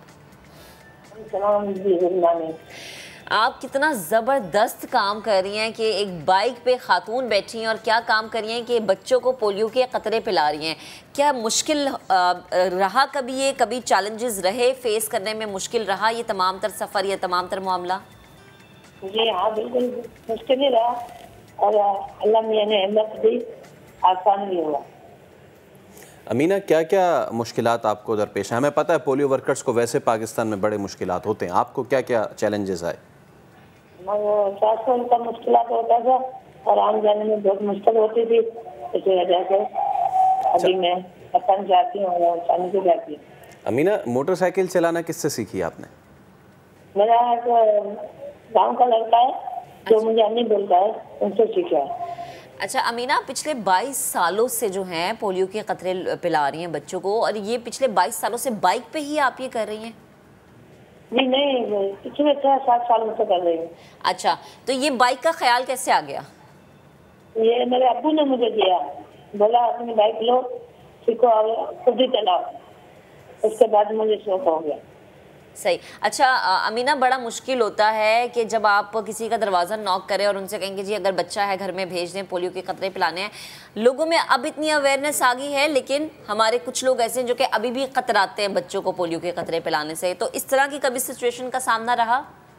खुशी खुशी पिलाते हैं, मेरा अपना गाँव है, मैं हर घर पे जाती हूँ, वो मुझे पहचानते हैं, और कोई ऐसे मुश्किल नहीं है। आने जाने का मुश्किल था रास्ते का, वो मैंने अल्लाह मियां ने हिम्मत दी और आसानी कर दी। अच्छा अमीना, जब आपने मोटरसाइकिल चलाना शुरू की तो आपके आसपास पड़ोस के लोगों ने क्या उस पे कहा? बहुत सारा कुछ कहा। एक मेरी जो मेरी बहन है वो, उसने बहुत गुस्सा किया। मेरा एक भिनोई है, उसने तो बहुत मुझसे गुस्सा किया, फिर भी मैंने कहा मैं सीखूंगी और खुद ही चलाऊंगी। किसी ने सिखाया भी नहीं था। उस लड़के ने जो मुझे अम्मी बोलता है, उसका नाम रख देता है, उसने मुझे सिखाया। अमीना, गुस्सा क्यों है वो भाई? जी? वो गुस्सा क्यों है आपके मोटरसाइकिल चलाने से? तो ये बोलते हैं हमारे गांव का रवाज नहीं है, लड़की है, लड़की कैसे मोटरसाइकिल चलाएगी और कैसे आएगी, कैसे जाएगी, अकेली है, इसी वजह से ये लोग गुस्सा करते थे, बोलते थे तो लोग बातें करेंगे, हमें जो हंसेंगे, कहेंगे देखो तलाकी लड़की बाइक चला रही है, तलाकी लड़की ये कर रही है। उसी वजह से माहौल की वजह से मुझे बोल रहे थे तो बाइक न चला। अच्छा, तो अमीना, ये जो माहौल हमारी सोसाइटी का, एक खातून को जब बाइक चलाते देखते हैं तो कोई इसमें शक नहीं है कि कमेंट्स पास करते हैं। तो जब आप किसी के घर जाती हैं और उनको पता चलता है अच्छा ये पोलियो वर्कर बाइक पे आई हैं, तो क्या वो कोई कमेंट पास करते हैं? उनकी तरफ से रिएक्शन कैसा होता है? आपको अप्रिशिएट करते हैं या फिर मुख्तलिफ चीज़ें सुनने के लिए मिलती हैं?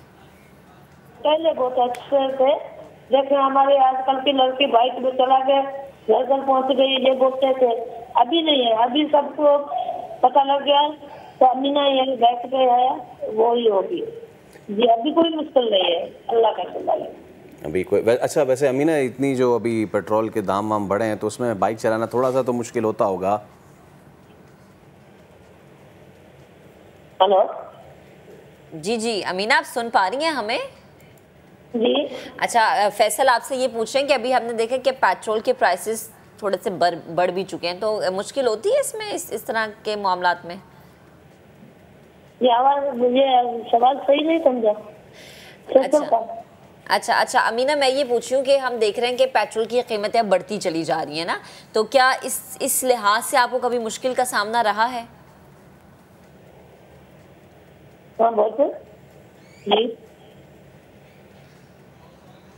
अच्छा अमीना, मुझे थोड़ा सा ये तो बताएं ना कि आपके ख़ानदान में और कौन कौन है, और आपके करीब वालों ने तो गुस्सा किया, लेकिन वो कौन लोग थे जो आपके इस मोटरसाइकिल चलाने से, आपके बच्चों को पोलियो पिलाने से खुश हुए? खुश तो मेरे दोस्त हैं दो, एक महबूब अली शाह और दूसरी अजीब खातून, वो बहुत खुश हुए थे पहले। अभी मेरे अपनी जो है, जिसको मैं, मेरी बहन भी है जिसको मैं माँ बोलती हूँ, और एक मेरा भिनोई है, उसने बहुत गुस्सा किया था। ये 4 लोग हैं। सही। अच्छा अमीना, आप तो लोगों के लिए एक मिसाल है, माशाल्लाह कितना बेहतरीन आप काम करिए, आपकी हिम्मत को सलाम। तो क्या आपको देखते हुए किसी दूसरी खातून ने आपको बोला अमीना मुझे भी बाइक चलाना सिखाओ, मैं भी अपना जो काम है वो बाइक पे जाके किया करूँगी? ये अभी बहुत बोलते हैं। मेरे जो लड़कियाँ हैं वो मेरे सेंटर पे 28 लड़कियाँ हैं मेरे साथ, तो सब सुबह जब जाती हूँ ना वो बोलते हैं हमें सिखाओ, हम भी बाइक चलाए। तो आपका प्लान है उन्हें सिखाने का? जी हाँ, मैं बोलते हैं आ जाओ मेरे घर पे। मेरा जो है बेटा है, क्या नाम, रमजीना बेटा है, मैं हूँ, दोनों मिलकर आपको सिखाएंगे। वो बोलते हैं हाँ कभी कभार आ जाएंगे। अच्छा, वैसे अमीना, अब तक कितने बच्चों को पोलियो के खतरे पिला चुकी होंगी? कोई है रिकॉर्ड आपके पास? में तो मैंने बहुत कुछ, लाखों से ज्यादा पिलाए हैं। अल्लाह आपको और कामयाबी दे, और अल्लाह इसी तरह दूसरे लोगों के लिए आपको हीरो का जो एक किरदार आप अदा कर रही हैं उसको और मज़ीद बुलंद करे। बहुत शुक्रिया आपका। तो आपने देखा ना, सिर्फ ऐसे लोग जो हैं वो माशरे से लड़ते हैं, अपनों से लड़ते हैं कि जब वो इस तरह का काम करने का आगाज़ करते हैं तो सबसे पहले अपने ही उनको तनकीद का निशाना बनाते हैं, लेकिन वो सारी हदें पार करते हुए कौम की खिदमत इस तरह करते हैं। और फैसल, आप देखें कि उनका ताल्लुक जिस जगह से है, बदीन से, वहाँ बहुत मुश्किल है ये काम करना। चलें जी, अब आगे बढ़ते हैं। एक ऐसी खूबसूरत जगह पर मैं आपको लेके जाऊंगी जहाँ पर आप नज़ारे देखेंगे कि अब अगली फ़्लाइट हमने यहाँ के लेनी है। दुनिया के बुलंद तरीन पोलो ग्राउंड में आपको लेकर चलते हैं, जहाँ शाही खेल पोलो का बड़ा मेला सजने वाला है। शंदूर से हमें रिपोर्ट करेंगे सैफुल रहमान अजीज़। जबरदस्त शुरुआत और मेला सजेगा दुनिया के बुलंद तरीन पोलो ग्राउंड शंदूर में। हजारों मुल्की और गैर मुल्की सयाहों ने डेरे डालने शुरू कर दिए। बहुत ही दिख रहा है कि तेज मैच आज देखने को मिलेगा। फ्री स्टाइल पोलो के सनसनीखेज मुकाबले के लिए चित्राल और गिलगित बल्तिस्तान की टीमें मद्दे मुकाबिल होने को तैयार हैं। इसमें हम आवाम के लिए, पब्लिक के लिए वो सहूलतें दे रहे हैं जो इससे पहले फेस्टिवल्स वगैरह में नहीं हुई, यानी वॉशरूम की तादाद सेवा की है, टेंट्स वगैरह ज़्यादा किए, लोगों की कैपेसिटी बढ़ाई है, जो प्लेन एरिया है वहाँ पे स्टेज भी सेट किए और स्टेज की जो लेंथ है वो भी बढ़ाई है। 3 रोज़ा शंदूर पोलो फेस्टिवल की सारी तैयारियां मुकम्मल हैं। शंदूर में खैमा बस्ती आबाद होने के बाद जंगल में मंगल का समा है। इफ्तिताह वज़ीर आला खैबर पख्तूनख्वा महमूद खान करेंगे। सैफुर रहमान अजीज, समाज शंदूर, चित्राल पर। चलें जी, अब जरा आगे बढ़ते हैं। क्रिकेट के मैदान का रुख करते हैं, जहां कौमी टीम के कप्तान जमकर खड़े हैं। बाबर आजम ने भारत के विराट कोहली को पीछे छोड़ दिया है।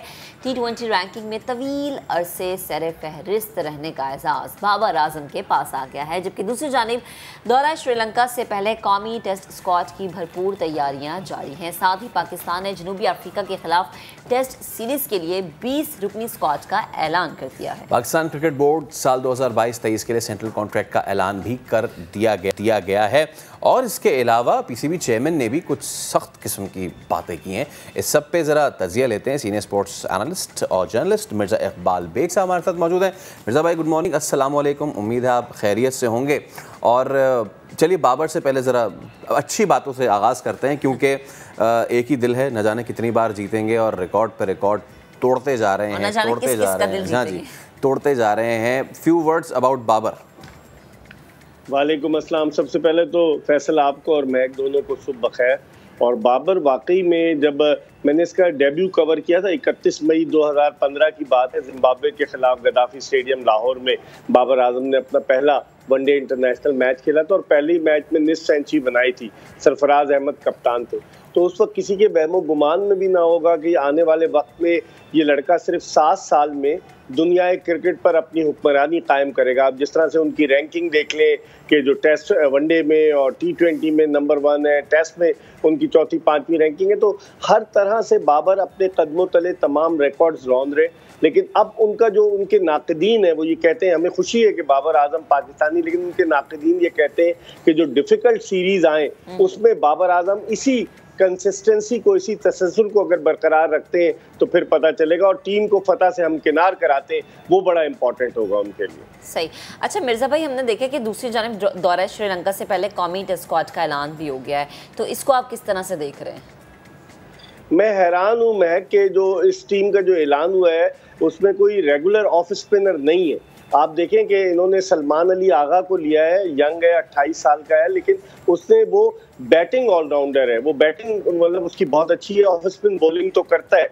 और फिर यासिर शाह को आप लेकर जा रहे हैं। अगस्त 2021 के बाद से यासिर शाह पाकिस्तान की जानिब से कोई टेस्ट खेलेंगे। हमारी जो स्पिन बॉलिंग मुझे थोड़ी कमज़ोर नज़र आती है इस दौरे पर, अगरचे मोहम्मद नवाज भी है, लेकिन जिस तरीके से श्रीलंकन टीम में फैसल जानते हैं कि लेफ्ट हैंडेड बैट्समैन बहुत ज़्यादा है, ऑस्ट्रेलिया के खिलाफ वो सीरीज़ खेल रही है, तो लेफ्ट हैंडेड बैट्समैन के लिए ऑफ स्पिनर जो है वो एक अच्छा ऑफ स्पिनर बेहतर साबित होता। आपने साजिद खान को खिलाया, लास्ट ईयर जिम्बाब्वे ले गए, फिर उसके बाद उसे बांग्लादेश ले गए, ऑस्ट्रेलिया के खिलाफ सीरीज खिलाई, 7 टेस्ट मैचेस के बाद आपने उसको बाहर कर दिया। इसका मतलब है या तो पहले आपका फैसला सही नहीं था या अब सही नहीं है।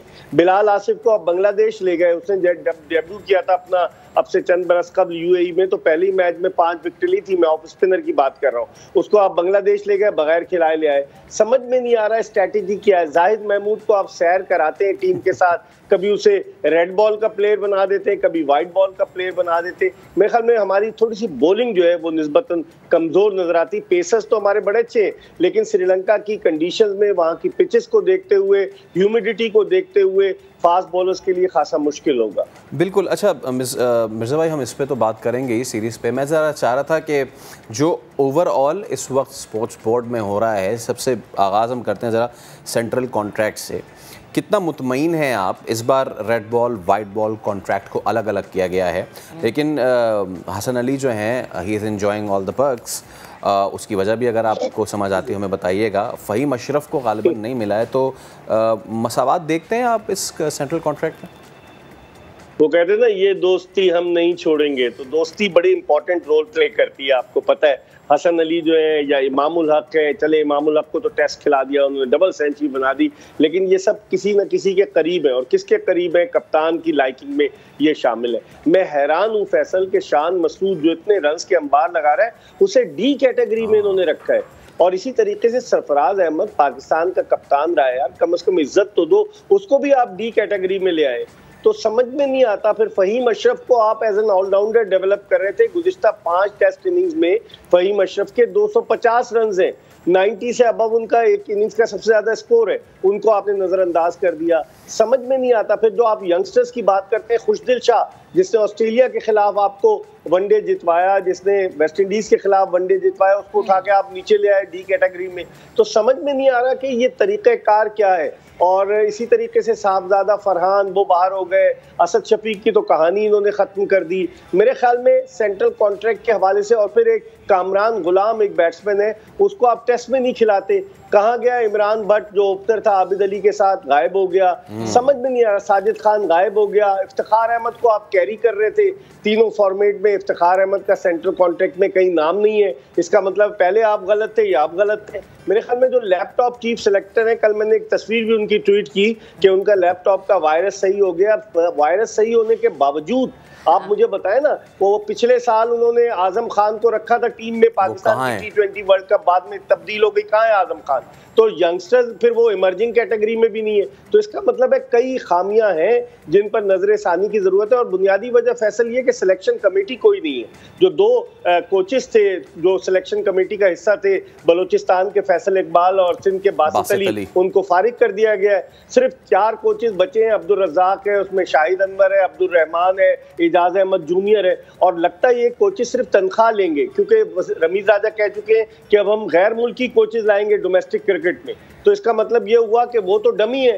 चीफ सेलेक्टर जो है वो भी तनख्वाह, भारी तनख्वाह ले रहे हैं। तो फिर कौन शॉट्स कौन खेल रहा है, चला कौन रहा है, ये भी एक $1 मिलियन क्वेश्चन है। अच्छा, कराची आए थे पीसीबी चेयरमैन और यहाँ पे ना सिर्फ उन्होंने जूनियर प्रीमियर लीग का कहा, बल्कि उन्होंने ये भी खुशखबरी सुनाई कि जी होटल डेवलप किया जा रहा है विद इन द स्टेडियम। अब खिलाड़ियों को ऑल द वे कहीं और से स्टेडियम आने की ज़रूरत नहीं है। तो कितना प्रैक्टिकल देखते हैं ये सब और कितनी जल्दी होता देखते हैं ये सब? 13 सितंबर को रमीज राजा ने गुज़िश्ता बरस चार्ज संभाला, 10 महीने हो गए। और जब पहले भी कराची आए थे तो होटल की डेवलपमेंट के हवाले से उन्होंने बात की थी, लेकिन कोई पेशरफ्त नहीं हुई। क्या उसको कमर्शियल पर्पस के लिए इस्तेमाल करने के लिए सिंध गवर्नमेंट इजाज़त देगी, ये भी सवाल है। और जिस तरीके से वो आते हैं, अपने ख्यालात का इजहार करते हैं, माशाल्लाह ज़बरदस्त कमेंटेटर, पढ़े लिखे, MBA लम्ब से उन्होंने किया हुआ है, लेकिन पंजाब यूनिवर्सिटी से MBA किया हुआ है। लेकिन इस दफा फैसल वो प्रेस कॉन्फ्रेंस में ऐसा लग रहा था कि रमीज राजा बहुत कुछ झुंझलाहट का शिकार नजर आए। और बाज ने जब उनसे सवाल किया तो उन्होंने कहा मैं लिख के दे देता हूँ, मैं नहीं जा रहा। आप नहीं जा रहे हैं, सबको पता है नहीं जा रहे हैं। अगर जा रहे हैं तो भी पता है नहीं जा रहे हैं आप, लेकिन आपको बताने की क्या जरूरत है? मेरे ख्याल में रमीज राजा के चेहरे से ये चीज़ फ्रस्ट्रेशन आया हो रही थी कि गालिबन उनको इस बात का एहसास है कि हो सकता है कि वो जो 13 सितंबर को उन्होंने चार्ज दिया 3 साल वो पूरे ना कर पाए, जिसकी वजह से उस तरह की बातें कर रहे हैं। सही। अच्छा मिर्ज़ा भाई, कज़ाफ़ी स्टेडियम लाहौर के हवाले से भी उन्होंने बात की, उसकी डेवलपमेंट के हवाले से उन्होंने बात की और कहा नेशनल कराची स्टेडियम की अगर मैं बात करूं तो उन्होंने उसकी डेवलपमेंट की बात की और कहा कि प्राइवेट सेक्टर को हम इन्वॉल्व करेंगे। तो इस चीज़ को आप कैसे देख रहे हैं? देखिए, प्राइवेट सेक्टर को तो पहले भी वो इन्वॉल्व करने चले थे जब उन्होंने कहा था एक प्रेस कॉन्फ्रेंस में कि ड्रॉप इन पिचेस हम लाएंगे। अब जब लाहौर में उन्होंने प्रेस कॉन्फ्रेंस की, उन्होंने कहा 1 अरब खर्चा है तो अब हम ऑस्ट्रेलिया से मिट्टी मंगा रहे हैं। पाकिस्तान में नंदीपुर की मिट्टी से विकेटें बनाई जाती थी और अगर आप चाहें तो आपकी तेज विकेटें बन सकती हैं। लेकिन रमीज राजा का जो एक जैसे टिल्ट है, जिसे कहना चाहिए कि वो गैर मुल्की कोचेस, गैर मुल्की पिचेस इस तरफ है, तो गालिबन उन्होंने ये कहा है। मेरे ख्याल में ये आइडिया इतना अच्छा नहीं है कि आप जो पिचेस लाएं ड्रॉप इन चलें। वो तो वहाँ होती है ड्रॉप इन पिचेस, फैसल समझते हैं कि जहाँ पर रग्बी हो, रूल्स ऑस्ट्रेलियन रूल्स, फुटबॉल हो या फुटबॉल हो, जहाँ हाँ न्यूजीलैंड की मिसाल है जहाँ तो पिचेस खराब हो जाती हैं। ईडन पार्क ऑकलैंड की एग्जाम्पल है। लेकिन पाकिस्तान में तो ग्राउंड जो है वो तो मुख्तस है सिर्फ और सिर्फ क्रिकेट के लिए, तो वहाँ ड्रॉप इन पिचेस का आइडिया नहीं था। मेरे ख्याल में अब वो अपने आइडिया से खुद पीछे हट गए। अच्छा मिर्ज़ा भाई, एक और चीज़, और वो ये जैसे आपने खुद भी कहा फॉरेन कोचेस की तरफ टिल्ट है। इसका एक तो हमने सबूत देखा था ना ड्यूरिंग वर्ल्ड कप, और वो थोड़ा सा फ्रूटफुल भी हमें लगा। मैथ्यू हेडन की शक्ल में दोबारा खबरें आ रही हैं कि उनको दोबारा लिया जाएगा, क्या इत्तलात हैं? बिल्कुल, वो जब ऑस्ट्रेलिया में पाकिस्तान वर्ल्ड कप में जाएगा उससे पहले तो 4 अक्टूबर को पाकिस्तानी टीम न्यूजीलैंड जाएगी, जहां वो ट्राई सीरीज बांग्लादेश और न्यूजीलैंड के हमरा खेलेगी। और फिर जब ऑस्ट्रेलिया जाएगी तो वहाँ वो मैथ्यू हेडन की खिदमात ले रहे हैं, क्योंकि वहाँ की पिचेस का उन्हें पता है, वो बैट्समैनों को गाइड कर सकते हैं हमारे। और आप देखें 23 अक्टूबर को हमारा एक ज़बरदस्त टाकरा है भारत से, और देखते हैं कि उसमें कौन फतेहयाब होता है। पिछली दफ़ा तो हमने उनको ज़ेर कर लिया था। तो मेरे ख्याल में मैथ्यू हेडन उसकी मौजूदगी, ये एक अच्छी बात है कि वो वहाँ मौजूद होंगे, वो वहाँ की पिचेस से बखूबी वाकिफ हैं और वो पाकिस्तानी बैटर्स को बेहतर गाइड कर सकते हैं। बहुत शुक्रिया मिर्ज़ा इकबाल बेग हमारे साथ मौजूद थे और पाकिस्तान क्रिकेट के हवाले से हमसे गुफ्तगू कर रहे थे। और जैसे हम ये बात कर ही रहे हैं और हमने मिर्ज़ा साहब से भी सेंट्रल कॉन्ट्रैक्ट की बात की थी, तो पाकिस्तान क्रिकेट बोर्ड ने सेंट्रल कॉन्ट्रैक्ट का जो ऐलान किया है, अब किसको क्या मिला है इस रिपोर्ट में जानिए। पीसीबी ने सेंट्रल कॉन्ट्रैक्ट में शामिल 33 खिलाड़ियों को रेड बॉल और वाइट बॉल कैटेगरीज में तकसीम किया है। कप्तान बाबर आजम, शाहीन आफरीदी, मोहम्मद रिजवान, इमामुल हक और हसन अली को दोनों कैटेगरीज के कॉन्ट्रैक्ट्स मिले। अजहर अली को रेड बॉल की एक कैटेगरी, जबकि फवाद आलम को रेड बॉल की बी कैटेगरी में जगह मिली।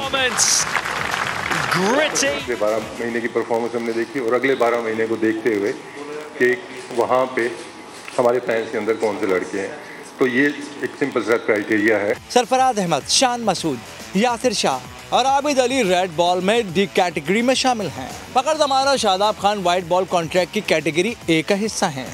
हारिस रऊफ बी और मोहम्मद नवाज कैटेगरी सी में शामिल हैं। खुशदिल शाह, हैदर अली, आसिफ अली और शाहनवाज दहानी को डी कैटेगरी में रखा गया। मजमूई तौर पर 10 खिलाड़ियों को रेड बॉल जबकि 11 खिलाड़ियों को वाइट बॉल कॉन्ट्रैक्ट्स मिले। डोमेस्टिक क्रिकेट में उम्दा कारकर्दगी का मुजाहरा करने वाले 7 खिलाड़ी इमर्जिंग कैटेगरी का हिस्सा बन गए। और तीसरी पाक श्रीलंका इंटरनेशनल स्वाति चैंपियनशिप का आगाज हो गया है। इवेंट में मर्दों के 4 जबकि खवातीन खिलाड़ियों के 9 मुकाबले होंगे। लाहौर से कादिर खाजा की रिपोर्ट।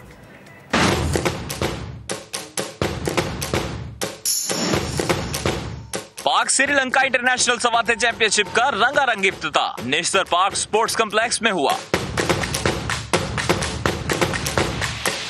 चैंपियनशिप के पहले दिन वुमेन की 60 किलोग्राम कैटेगरी में होने वाला मुकाबला बराबर रहा। 56 किलोग्राम कैटेगरी का मुकाबला पाकिस्तान ने जीत लिया। मेंस की -40 किलोग्राम कैटेगरी में श्रीलंका के अब्दुल रशीद फाते रहे।